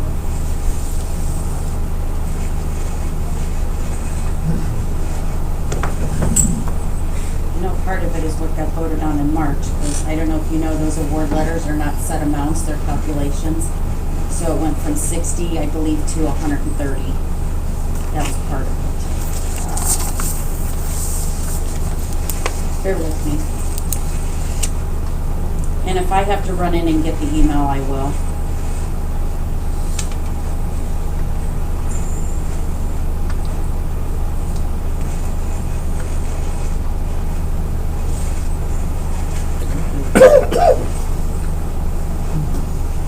Couldn't hear the question back here, Larry. The question is, where did the $190,000 come from for the increase on the wages? For next year, Correct. I think that's addressed in your salary resolution. No, this salary, no, this salary. No, the actual I want to know where the money's coming from. Oh, where it's coming to pay from? it, yeah. It's actually over 200,000. 212,000. I'm just curious as to where we came up with the money. We didn't have it last year, If so. you guys want to move on, let me look for the email. Like I said, if I got to run in, I will. All right. I have a question on fuel. We did an additional appropriation this year for fuel. Our budget last year was $23,000, and we left it at $23,000. Does anybody have any idea why that occurred? I guess they think price is going down. Well, the answer in the email to the board was basically everything stayed flat. I mean, that was the email that he sent to you. We with the understand question. that, but what's the reasoning behind that? I mean, we had to do an additional appropriation to get more money for fuel, but then we want the next administration, the next budget, to go back to the old budget. That makes no sense. I can agree with you, but again, I know you can agree, and I respect that, I understand that, but it doesn't make any sense to me that you would do that. You got additional $25,000 this year for fuel, so you got a total of $48,000 for fuel, and now we're supposed to operate on $23,000 in fuel. Trustees will do. Well, I got, on page 3, I just wanted to make a statement that the poor relief went down, had a decrease in the budget of 12%. Thing that's interesting on the fire is the operating supplies. In 2021, they spent $192,000 on operating supplies, but the budget is set at about $149,000. So you got 2 years later again, and you're cutting it well over $40,000. Well over. And it's like, well, how in the world can you, if they spent 191, they want you to spend 149 or the next year. Does anybody have any idea how much we spent on vehicle maintenance this year and repair? So zero is what they're putting in the budget. No, on vehicle maintenance, repair and maintenance, no, that's repair and maintenance for others. I'm talking about the apparatus repair and maintenance. Okay. And that's $50,000 in the budget. I just was curious of what we already spent this year. Year to date, I have no idea without looking. I have On training, I know this probably goes with the EOS system, but have we purchased the the system that we, is it ESO or ELS? ESO. ESO? Yes. Yes, we have. Okay. And we got it up and going? Sure.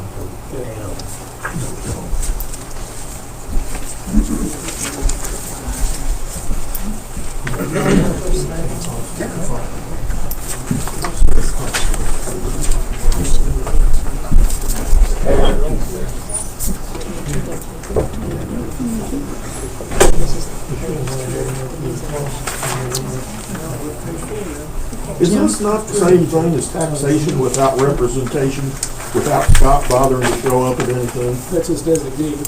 Denise is his designee. But he's not giving her the answers to answer the questions, is what I'm saying. You just told you told her what to say, Scott did. I wanted to make one other statement about the firefighting fund. Again, I think you guys are going to have to move some dollars around to make this work, but under other services and charges, they budgeted $50,000, and again, in 2021, they spent $65,000, which is a $15,000 difference. You know, that's like a 20% cut, just on that one, in that one area. So, just really kind of ridiculous budgeting. So I think there's gonna have to be some monies moved around so that there's enough funds to cover potential expenses. Jim, I'll be right back.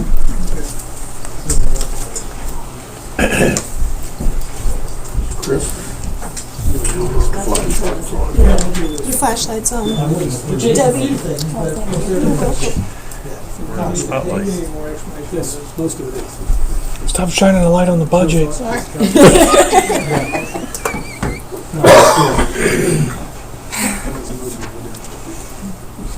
I didn't hear his motion, I'm sorry. To approve it? Yeah, I'll second. Aye. We don't even know what you're voting on. What do you put that township thing? The levy. Levy. I had to leave, So I said we would vote on it when I got back. This is the same thing we did last year, we're not obligated, but just lock us in to get something. Which amounted to what, $150? Yeah. I think she said it was at 60, and then it went to 130.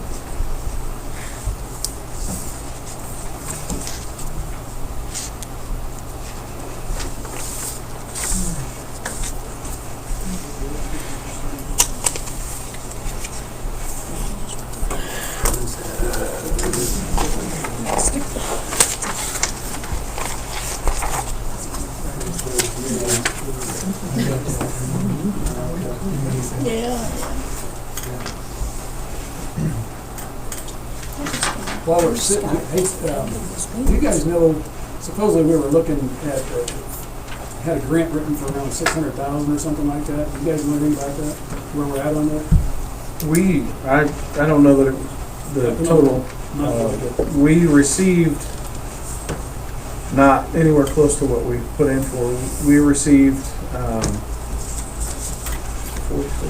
46,000, to update and repair the Plymovent system inside both firehouses, which is, the hose that goes on the vehicle exhaust that takes the diesel exhaust outside of the firehouse. So we did receive that, but that was the only part of that grant that we received. Is anything that's done on that then? I'm sorry? Have you done some work on it yet, or just? No, we just found out, maybe 2 weeks ago. Chief McClure has been working on, the company that gave us the original quote, because that was months ago. You know, we had to have that quote months ago. What's that? Are they gonna stick with the quote that's over, right? We're working on it. They're trying not to, but we're working on it, and if they don't, there is another avenue that we can go back and say, hey, this price has gone up. We need more money, and then it's up to. Are we gonna be able to get that completed by winter time? I hope so. Should be everything. It's pretty simple. Because I know it's been down for several years, correct? Yeah.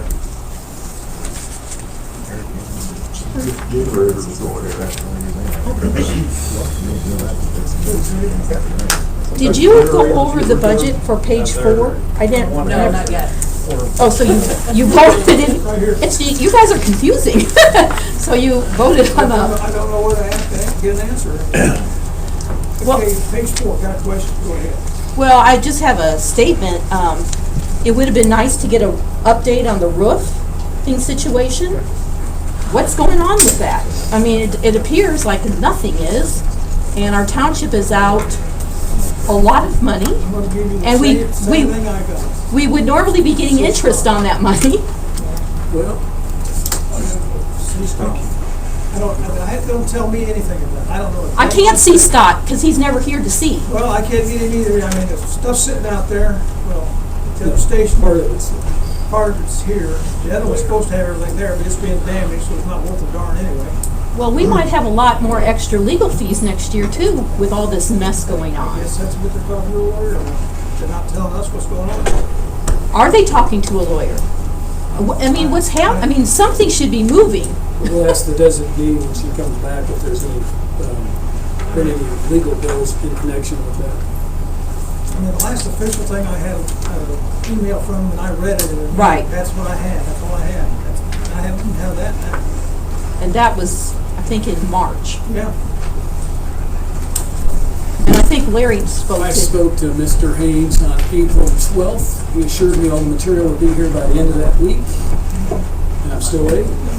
Okay. Very long week. A long week. Yep. Will it be done by spring? I doubt it. Probably not. So see, that's another thing to consider with this budget, because we may end up having to take money out of our budget. Again, like I mentioned earlier, the bond isn't set high enough. Scott doesn't have enough what he's supposed to have, because it's supposed to be at least 30,000 for every million. He doesn't have that. So, Are there any questions on page 4 from anybody? The King fund is fixed, that can't change, so that's a, the debt services is not gonna change, so those two items are. Oh, I did have a question.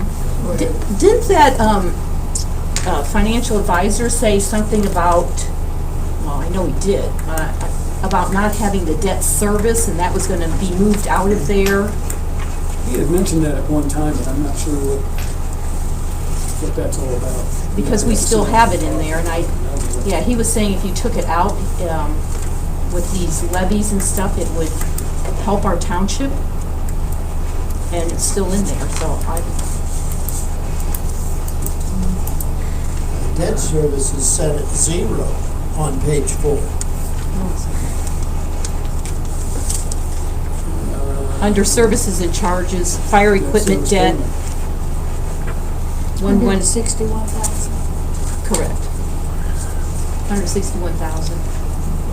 Other services and charges, but that's services and charges. Debt service is the next 3 lines below services and charges. Those debts have already been paid for, Greg, if you look at the title. That's why I said they were set at 0. Yeah, but I'm talking about the 161,000. Okay. What is that $161,000? We have debt. That's just We what, pay. like what we owe on per year for our I loans. think that's like the fire gear and No, that's radios. Be a truck, wouldn't it? Yeah, it's for radios and turnout gear and things like that. And that's what we owe on stuff that we bought. I think that's Five just years? what the That's just what's payments budgeted. like add up to. The payments are fixed, so, Mhm. for example, if you look at the Cume fund, you'll Will see that ever certain go payments down? come out. It shouldn't, because those should be revolving. So every time, I think they do like so many years on the loan, but by the time that loan expires, by the time they would have it paid, would be Renew about the equipment. time that they would need to renew the equipment that they have. So that should always stay consistent and continue just rolling. Thank you. And about half your Cume fund is taken up by loans. Yeah.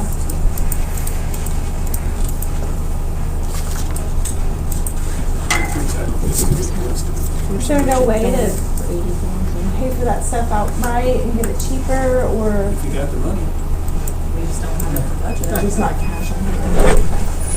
that's why we need to do some. Restructuring. some other things.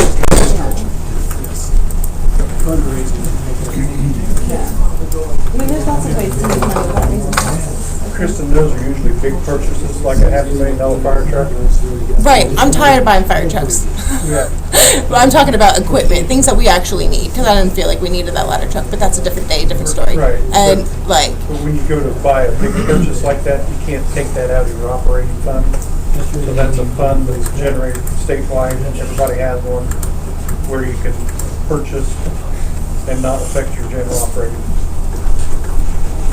how much? Well, I'll talk to you at another point. If you guys have been around forever, probably remember the old emergency loans. Townships forever use emergency loans every year. And it would murder us. Yeah, every year for those purposes, and that wore off, and they never replaced it. That's one of our problems here, is they never replace that gadget income, and that's why we're where we're at now. Okay, Jerry? Are you all right?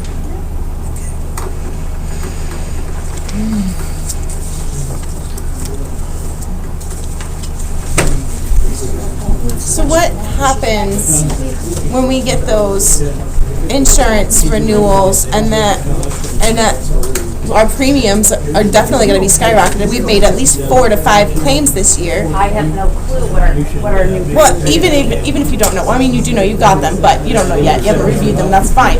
But what happens when, for fact, because insurance goes up every year, those insurance those premiums are gonna cost more than we've budgeted.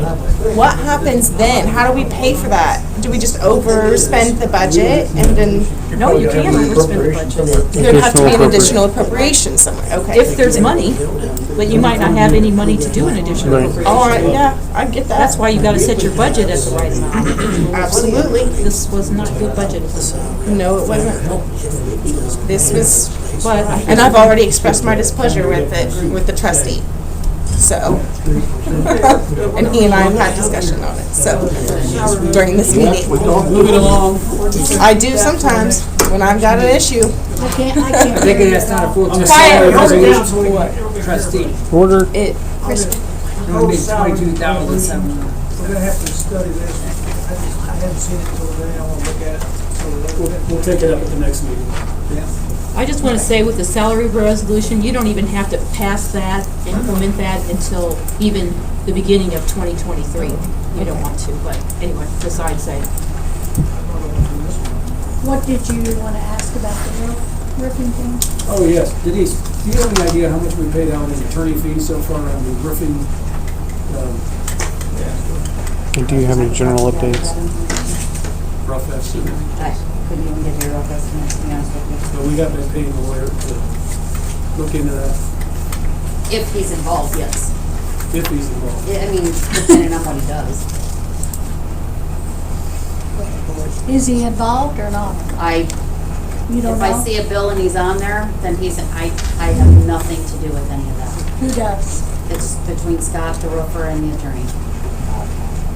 So we paid this guy, it's my understanding, we paid him $150,000, and he's done nothing for us other than to put materials For in the the materials. parking lot. And has he filed bankruptcy? Do you know? Who? Tim Haynes, Not that I'm or aware Haynes of. Roofing.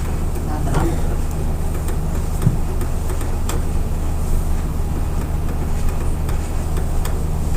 So are you allowed to contact the lawyer and find out what's going on? No, I tried to contact the attorney, he would not return my calls. So, Be involved. Do you have copies of attorney bills? But I can't provide them. And why? They're not allowed. Why? They're not public record. Now, I've always gotten them before. I didn't say anything the last time, but I think they can be given, and maybe something has to be redacted, but I have gotten them with nothing redacted on for Right. years. Who is the attorney? You know name? You know the attorney's name? His name is Jeff Jeff what? Bellamy. I can't hear. Bellamy. Jeff Bellamy. Is he local? Is he local? yeah. Indy.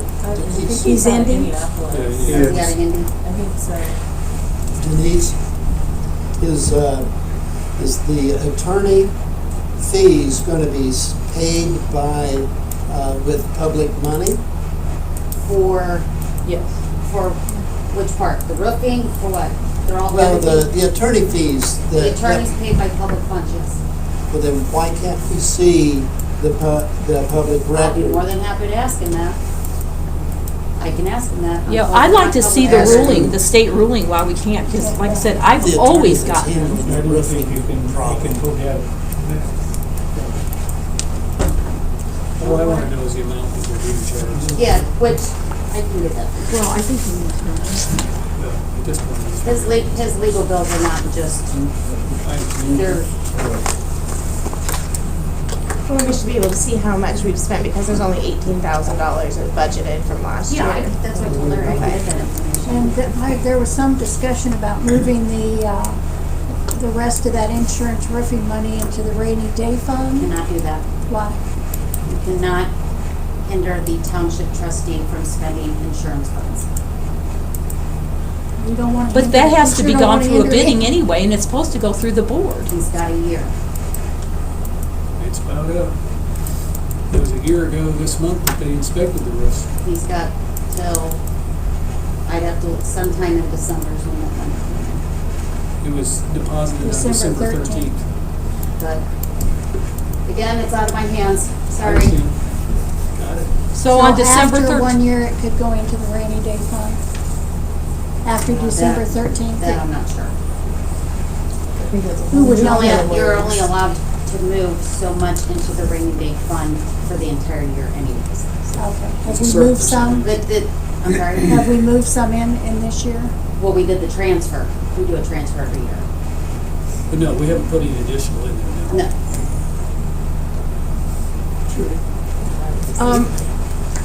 What about the money for the concrete and for the monies that we didn't spend on the additional appropriation? That was supposed to be, you mentioned transferring that into the rainy day. Can we remove that in the rainy day? That money we approved for the concrete that's not gonna be put in there. It's not insurance money. I can check, right. I can check. But if we got any insurance money for that, then no. It's our concrete. Yeah, there shouldn't have been any. It was additional. But it's all additional appropriation, so I believe we can, but I'm gonna confirm that. I just, to the point where I make sure all my ducks are in a row when I do that paperwork, so. So are they not gonna move forward with the concrete now, or are we gonna try and get new bids? Can you guys help out with that? Are we still doing concrete? We are seeking other bids, but the low bid was 45,000. The next bid up was, I think, 65,000. And that was the first of the year. First of the year, so I mean, I think we can all guess where those numbers are going to come in today. So I would say that's probably not going to happen this year with the $45,000. Oh, I just want to make another statement about the meeting I think last it's gonna time. go I down know, next year. nothing gets done unless it's properly done. But there was a motion made to transfer the $195,000. And when that motion was made, it was not seconded. That kills that motion. That is not to be brought up again. You cannot keep bringing up the same thing again and vote on it in the same meeting.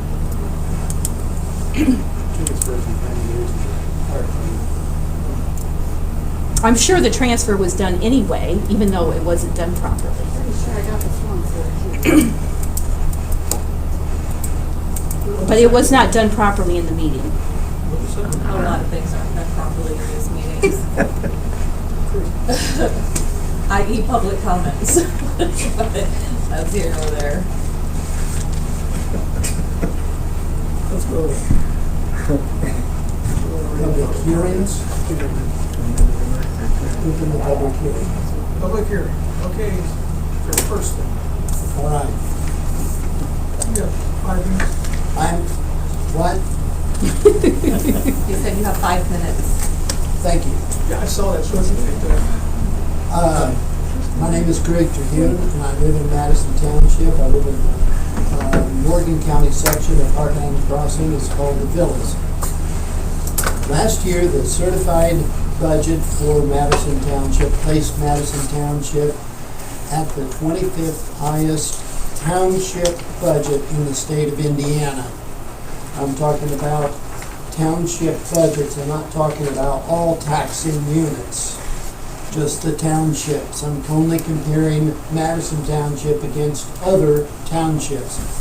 And out of 1,008 townships, Madison Township ranked in the top 25 at the number 25 position. Do all of them provide EMS? I'm talking now, thank you. No, I'm asking you to that plays a huge role in it. So out of all of those townships, do they all provide EMS? Or a fire department. You're interrupting my 5 minutes. This year, the proposed budget will increase the budget by nearly $300,000, and that's disturbing. We're not one of the largest townships in the state, yet we are trying to maintain one of the largest budgets in the state, and we're being asked to take it even higher. We're not the largest, we're not the richest, we have no industry, and we have almost no businesses in the township. It seems inappropriate that we should try to maintain one of the largest budgets in the state. It's unthinkable that we're even trying to take it higher. Rather than increase the budget, we should see if we could rein in wasteful practices. Let's try to maintain the vehicles better. Several times in the past few months, vehicles have been out of service for maintenance issues. There was a time a couple of months ago when 4 emergency vehicles were out of service at the same time. When I was in the Army, we were constantly servicing the combat vehicles, keeping them combat ready. Because if we were called to go to war, the vehicles needed to be ready to go to war at a moment's notice. Shouldn't our emergency vehicles be combat ready? Shouldn't they be maintained to the point where they're always ready to go? When I worked at Allison Engine Company, that's now called Rolls-Royce, they had a very strict preventative maintenance program, but they claimed it was far cheaper to maintain the machinery than to repair it or replace it. We need to take care of the township buildings. An insurance claim for roof repairs was submitted over a year ago, and a check was deposited for about $250,000 last December. A check was written to Timothy Haynes on December the 14th to do the work on the roof. And on January 3rd, barely 2 weeks later, the Secretary of State had stripped Timothy Haynes of his business license, and Haynes Roofing, Siding, and Guttering no longer existed. As of today, the roof has not been repaired. Did we just lose $250,000? We need to stop misusing the vehicles. During the heat of summer, one of our tankers was inappropriately used to fill a swimming pool. It was a 10,000-gallon pool, took several trips with the 2,000-gallon tanker. They were caught when they refilled the tanker at Mount Gilead rather than going back to the fire station. Mount Gilead got charged for the water, and they sent us the bill. And they say that the tanker with 8 tons of water damaged the asphalt that had been softened by the 100-degree temperatures of the summer heat. And we're being sent the bill for those repairs too. If we stop misusing the vehicles and set up a preventative maintenance program, we could save a ton of money. As it is, we're not even keeping log books on the vehicles. We need to take better care of the buildings. Letting a roof go without repairs only lets the damage get worse. That's my comment.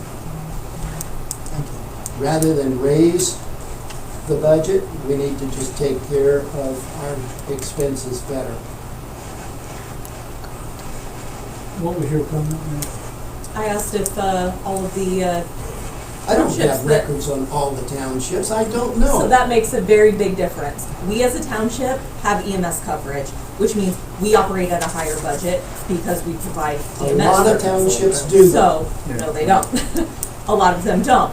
It's more of an oddity than it is the normal. So it does make a big difference, but we are still not one of the highest. But we continue to fight this battle over and over, and I think Eric kind of disproves that, but I think his comment was not the floor budget, but the overall township budget. Townships only have a fire budget. Mr. Trujillo, I have spent, you mentioned you didn't have all the information on the townships. I have spent probably 50 hours recently on researching townships. And out of those 1,000 townships in the state, many of those townships only have less than 100 people in them. Did you know that? A lot of those don't even have their own fire departments. So we can't compare a township of 100 people to a township of 10,000. And I'm sure if we go talk to the homeowner association where you live, they're probably not going to agree with your philosophy of not providing fire protection. Eric, this is part of the public hearing. Yeah, and rather than argue during a public hearing, I'm a citizen of this community too. Comments. But we also live in I'm a citizen of this community too. You interrupted me several times. I know that.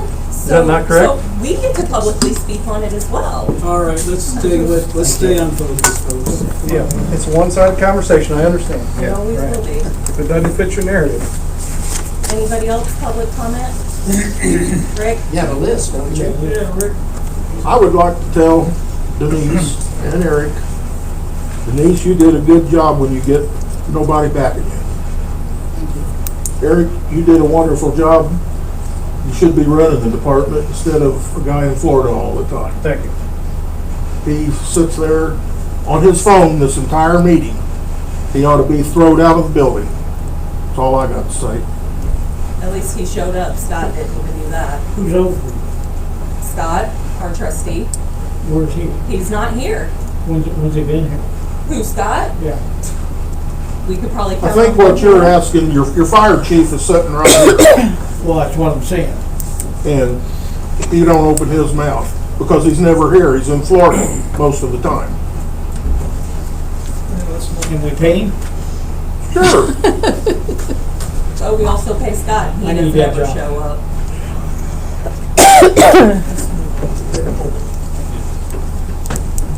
anybody else got a different subject they want to talk about? Do you have a list? I do have a question Yes. for Eric. Okay. Sure. Is, how many fires do we have in the community? How many fires do we have in the community? You mean annually? Yeah, annually. Annually? Well, are you talking about the community, our community, or are you talking about how many fires does this fire department respond to? Because what I showed earlier is this fire department responds to not only the fires in our community, but we're responsible for fire protection in the town of Mooresville, in Brown Township, in Harrison Township, and in the town of Brooklyn. Are you paid for that? No, we're not. And that's what we're talking about. It's called mutual Is assist. each Mutual assist. fire department in this county is so understaffed that with the fire in the town of Mooresville, we respond to that. So when people look at the numbers that Madison Township only does 1,000 runs a year, and we only do 40, 50 fires in Madison Township, that's not including 40 or 50 fires in the town of Mooresville or 40 or 50 fires here or there. No, those are still on your run reports, aren't they? I'm pretty sure they are. They're not coded as Madison Township building fires. No.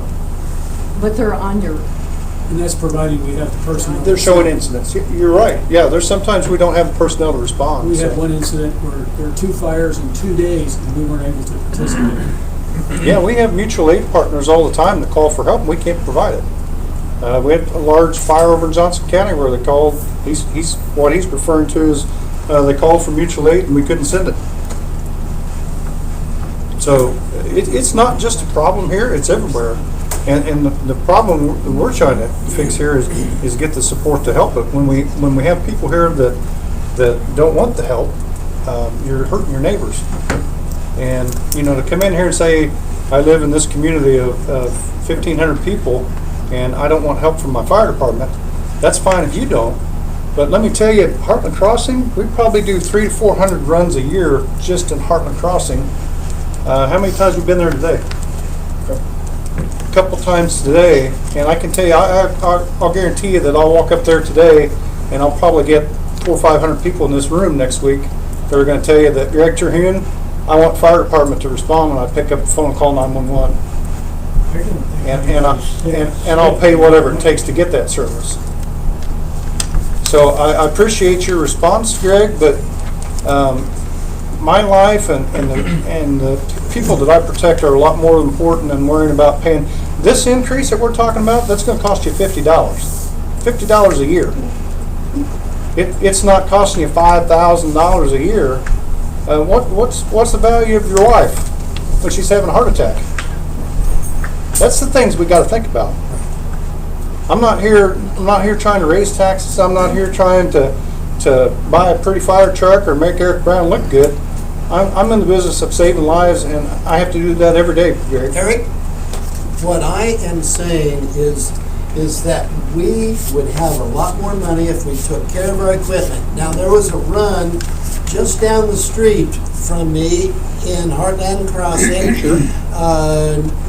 not even a month ago, and it wasn't it was an ambulance run, but Madison Township didn't answer that call. It was Brown Township because our ambulance was not in service at the moment. Because we didn't have any part-time people We to probably work. didn't have a medic. Well, Greg, what I'm maybe pointing out, maybe you didn't pay attention to this hour presentation I did earlier. We don't have any part-time people to work. When we don't have part-time people to work, we can't get that ambulance out the door. That's why you seen that yellow ambulance in front of your house. That's why we're talking about. That's what I was talking about earlier. I'll Is sit there a down. chance that Madison's on a run somewhere, and that's why we may Sure. be around our playing Sure, we field? cover for Brown Because I've Township. seen Brown you guys- Township has the same I've seen problem. you guys get back-to-back runs. Brown 4 and Township 10 calls minutes. us for ambulances when they're out of service. So yes, we respond to Brown Township all the time. How many people does it take to work a cardiac arrest? Yeah, if your neighbor. No. That's right. Lots How many? more than 2. A cardiac arrest? Cardiac arrest? What, 7, 8? Have you ever? How are you putting 7 and 8 people on a person? Okay, when you have a cardiac arrest, when your heart stops beating, Yes. you know how we do CPR? Yes. Okay, CPR is It's a one-man job. Is a what? Well, 2 because you get a trade-off. Okay, so CPR is what you do as a civilian. Okay, when I come in, I'm gonna put an airway in. Mm-hmm. I'm gonna start cardiac drugs. We're gonna hook up a defibrillator. We're gonna start that. Mm-hmm. We do that.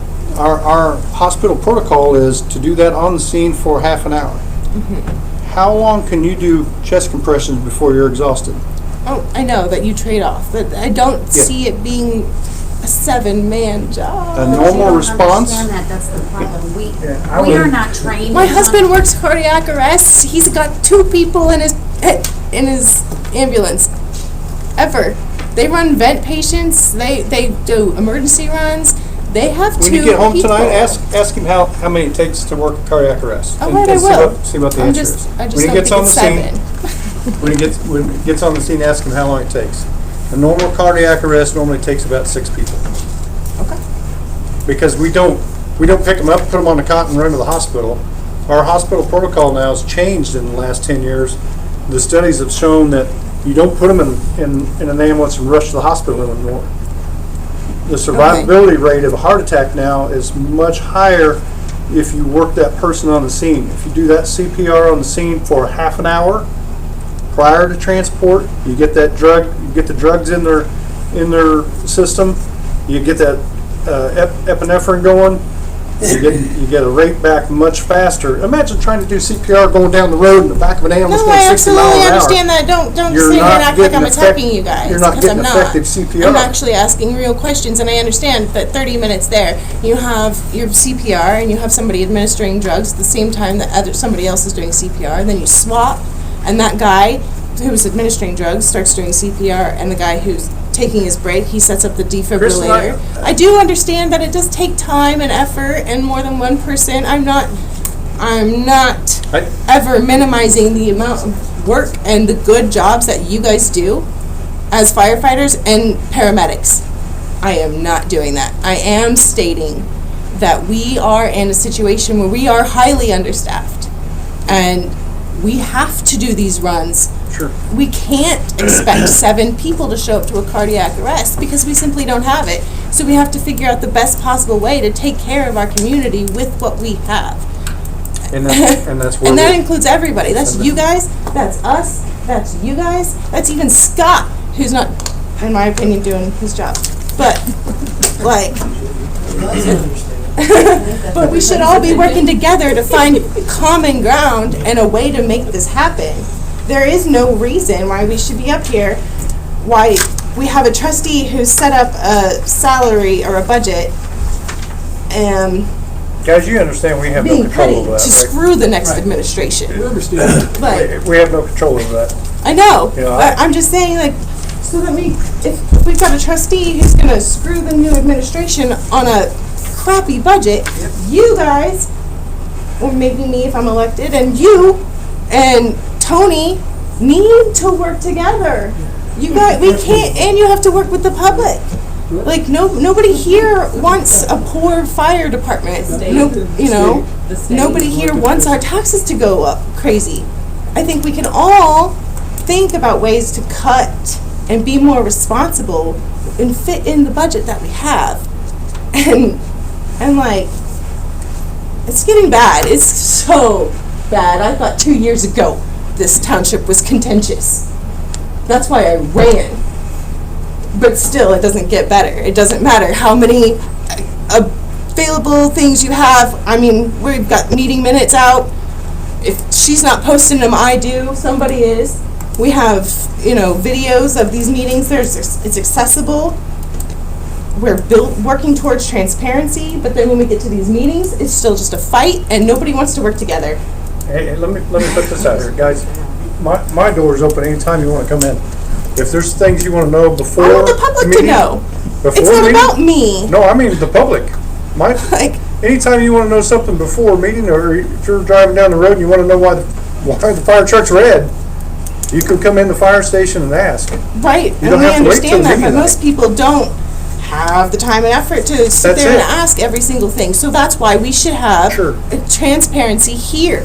When we ask questions of the clerk and the chief, we should be able to have fast numbers. How much money have we spent on the lawyer this year? We should be able to know these things. I agree.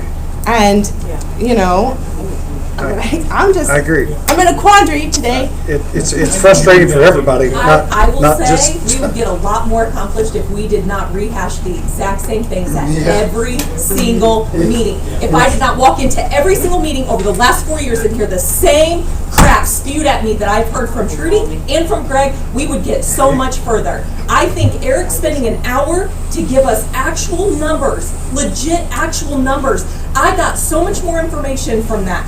And Eric, I'm not your biggest fan, but I'm telling you right now, you moved up on my totem pole tonight, because that gave me more information than I have known in years. Yes. And it was factual, and you said you did your research, and I would ask for the proof of that research, because I guarantee that was done properly compared to Right here, guys. giving the information that has been spewed to the public for the last 4 years. And it'll be said at the next meeting, guarantee it. Mark my word, it'll be said at the next meeting. It's on recording. It will be said at the next meeting. I guarantee it. Are you done? No, I'm not done. Okay, well, you need to be done. I'm not done. Why do I not get to speak my piece? You You're always not get to speaking speak your You're not piece. speaking your piece, you're yelling your piece, that's why. Okay. But it's okay for you to say whatever you want to say, I didn't say that. I said, I think that you said enough. because I'm right. I'm not saying whether you're right or wrong, I'm just saying you said enough. Because we would get so much more accomplished if we did not have to go over the exact same thing every single meeting. Every single meeting. You have said it at every single meeting. You ask the same questions at every single meeting. So my question is. Are you guys gonna propose any changes to the budget? So I agree with Amy about Eric's presentation. My question is, where was it 4 years ago? Guys, I took this position 11 days ago. Well, no, hold on a minute. Not 11 that you days needed, ago. no, Eric, not that you needed to present it. It should have been presented to the board and to the township 4 years ago by whoever was in charge. It should have been presented 15 years ago when we should have started this process. So I'm not. That's how far behind we are. That's what I'm saying.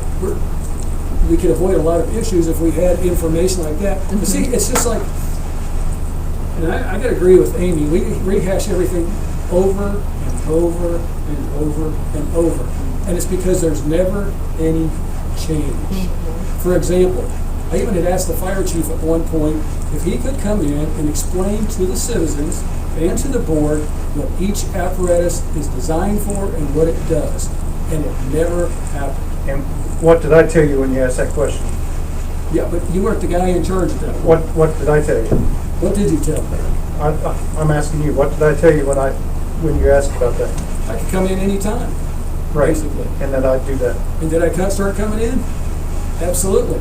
But the point is, the people in charge need to affect change. You know, when you ask the chief to do that and nothing happens. When did you ever ask me that? No, I said prior chief. Okay. I've never I asked. apologize then.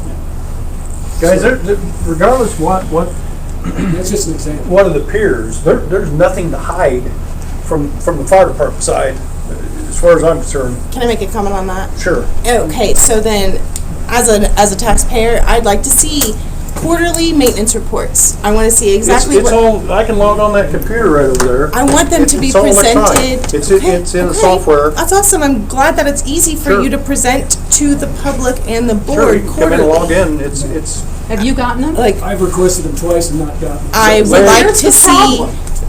you can come quarterly in, you can- financial you can log in statements on the presented computer. to that they the need public, to do It's not presented something to as- the board, it's not not happy to something- ask for. One second. It's not something as simple to, the software that we use is what's called emergency reporting. It does all of our reporting.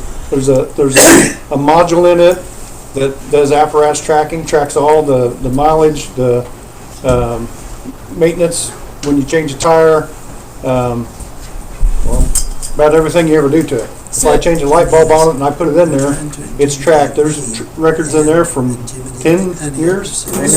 So can maybe reports be Ask your question, printed from that? They can, they're not real friendly. They're not, That's they're not really fine. user-friendly. Let me Okay. ask you a question. Yes. It's great to have a program. I'm all for the programs. I used to use them in the automotive business. They're great, they're useful. But how come the last maintenance report I got, the very first line gave a date, gave the apparatus number, gave no description of what happened, but it gave me over $1,000 charge. The way that system is set up is if I like to have props, but if I have an invoice, if you give me an invoice for Big O Tire that you change 4 tires on, I give that to him, he enters that into the system. If that Big O Tire invoice is for 4 tires at $600, all he's gonna put in there is Big O Tires, Tanker 32, $600, 4 tires. That's all that system lets you put in I there. understand how it works. I got it, I get it. But my question is, then why would I get a report with no description of what was done for $1,000? I can't tell you Something wasn't key. why they do the things And they do. there's a lot of, Everybody does things differently. There's different, everybody has their own filing systems. well. That's something this- that has this to goes change too. This goes to It proper makes it management. easier. If we're going to have a system, and everybody knows if you have a system, if you put garbage in, that's exactly what you Well, get. there's an invoice attached to everything. If Okay, you well, looked at Let me my, finish. go ahead.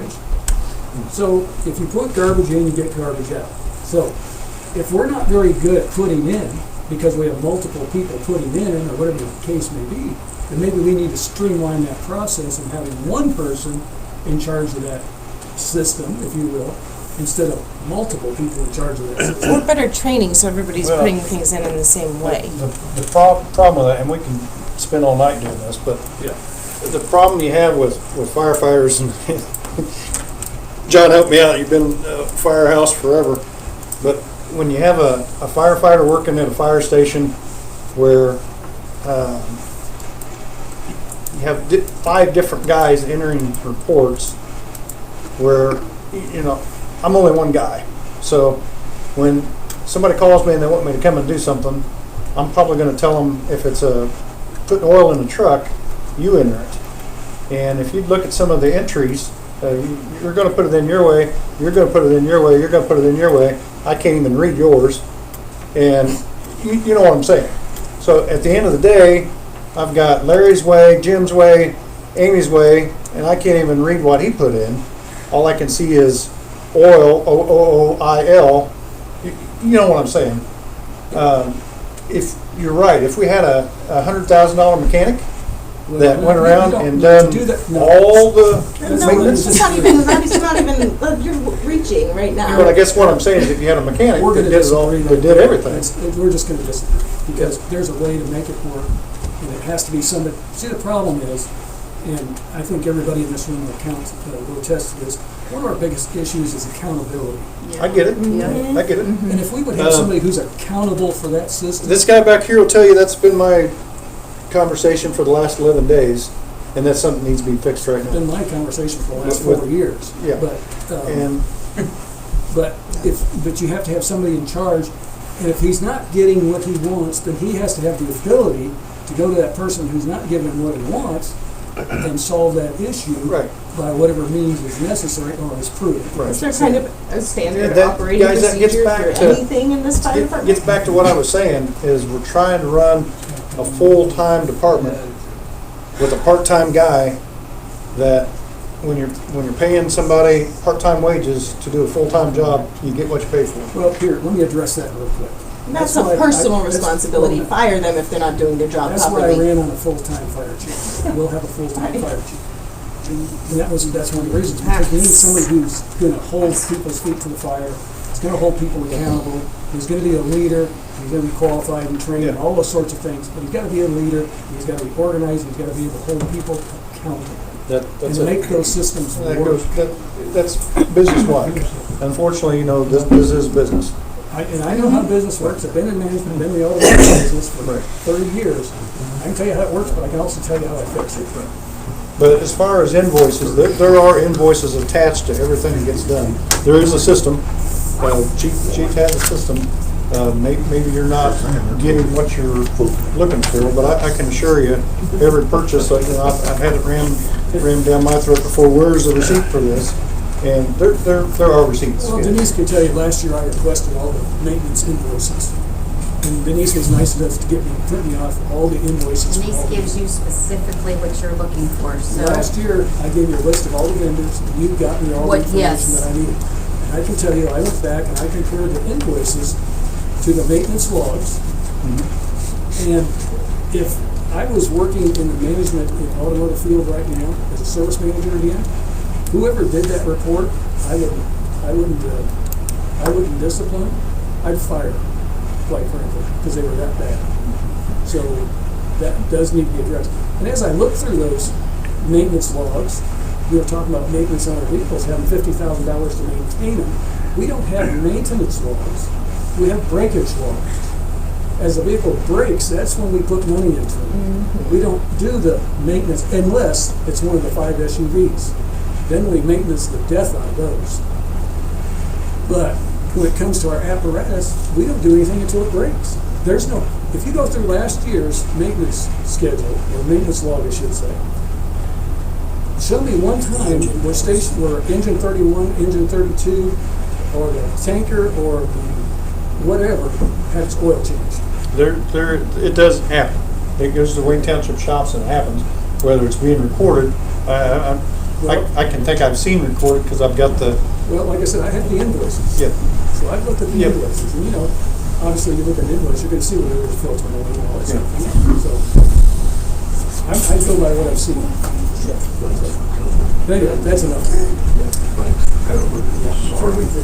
I just want to say, a lot of times, problems in Steve walked out. Well, they don't have to do. You have to sign up if you want to. I know, I'm just Other questions were answered. I think problems in the township are, as most of us know, it's leadership, and we don't have, That's the bottom. and we don't have leadership here. That's changed. We don't get timely reports done, accurate reports. I've asked for as I mentioned in the last meeting, for the asset report. That still hasn't been done. I am thankful that Kristen does post some of these minutes and the How's Jim meetings. have it? He's not on the list.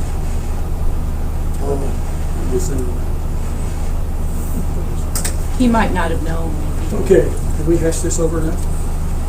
Okay, I have a motion. I think it's dead. Tell us when the next meeting is first. Well, are you guys gonna propose any changes to the budget? We don't do that. I'm not, I would move it right now.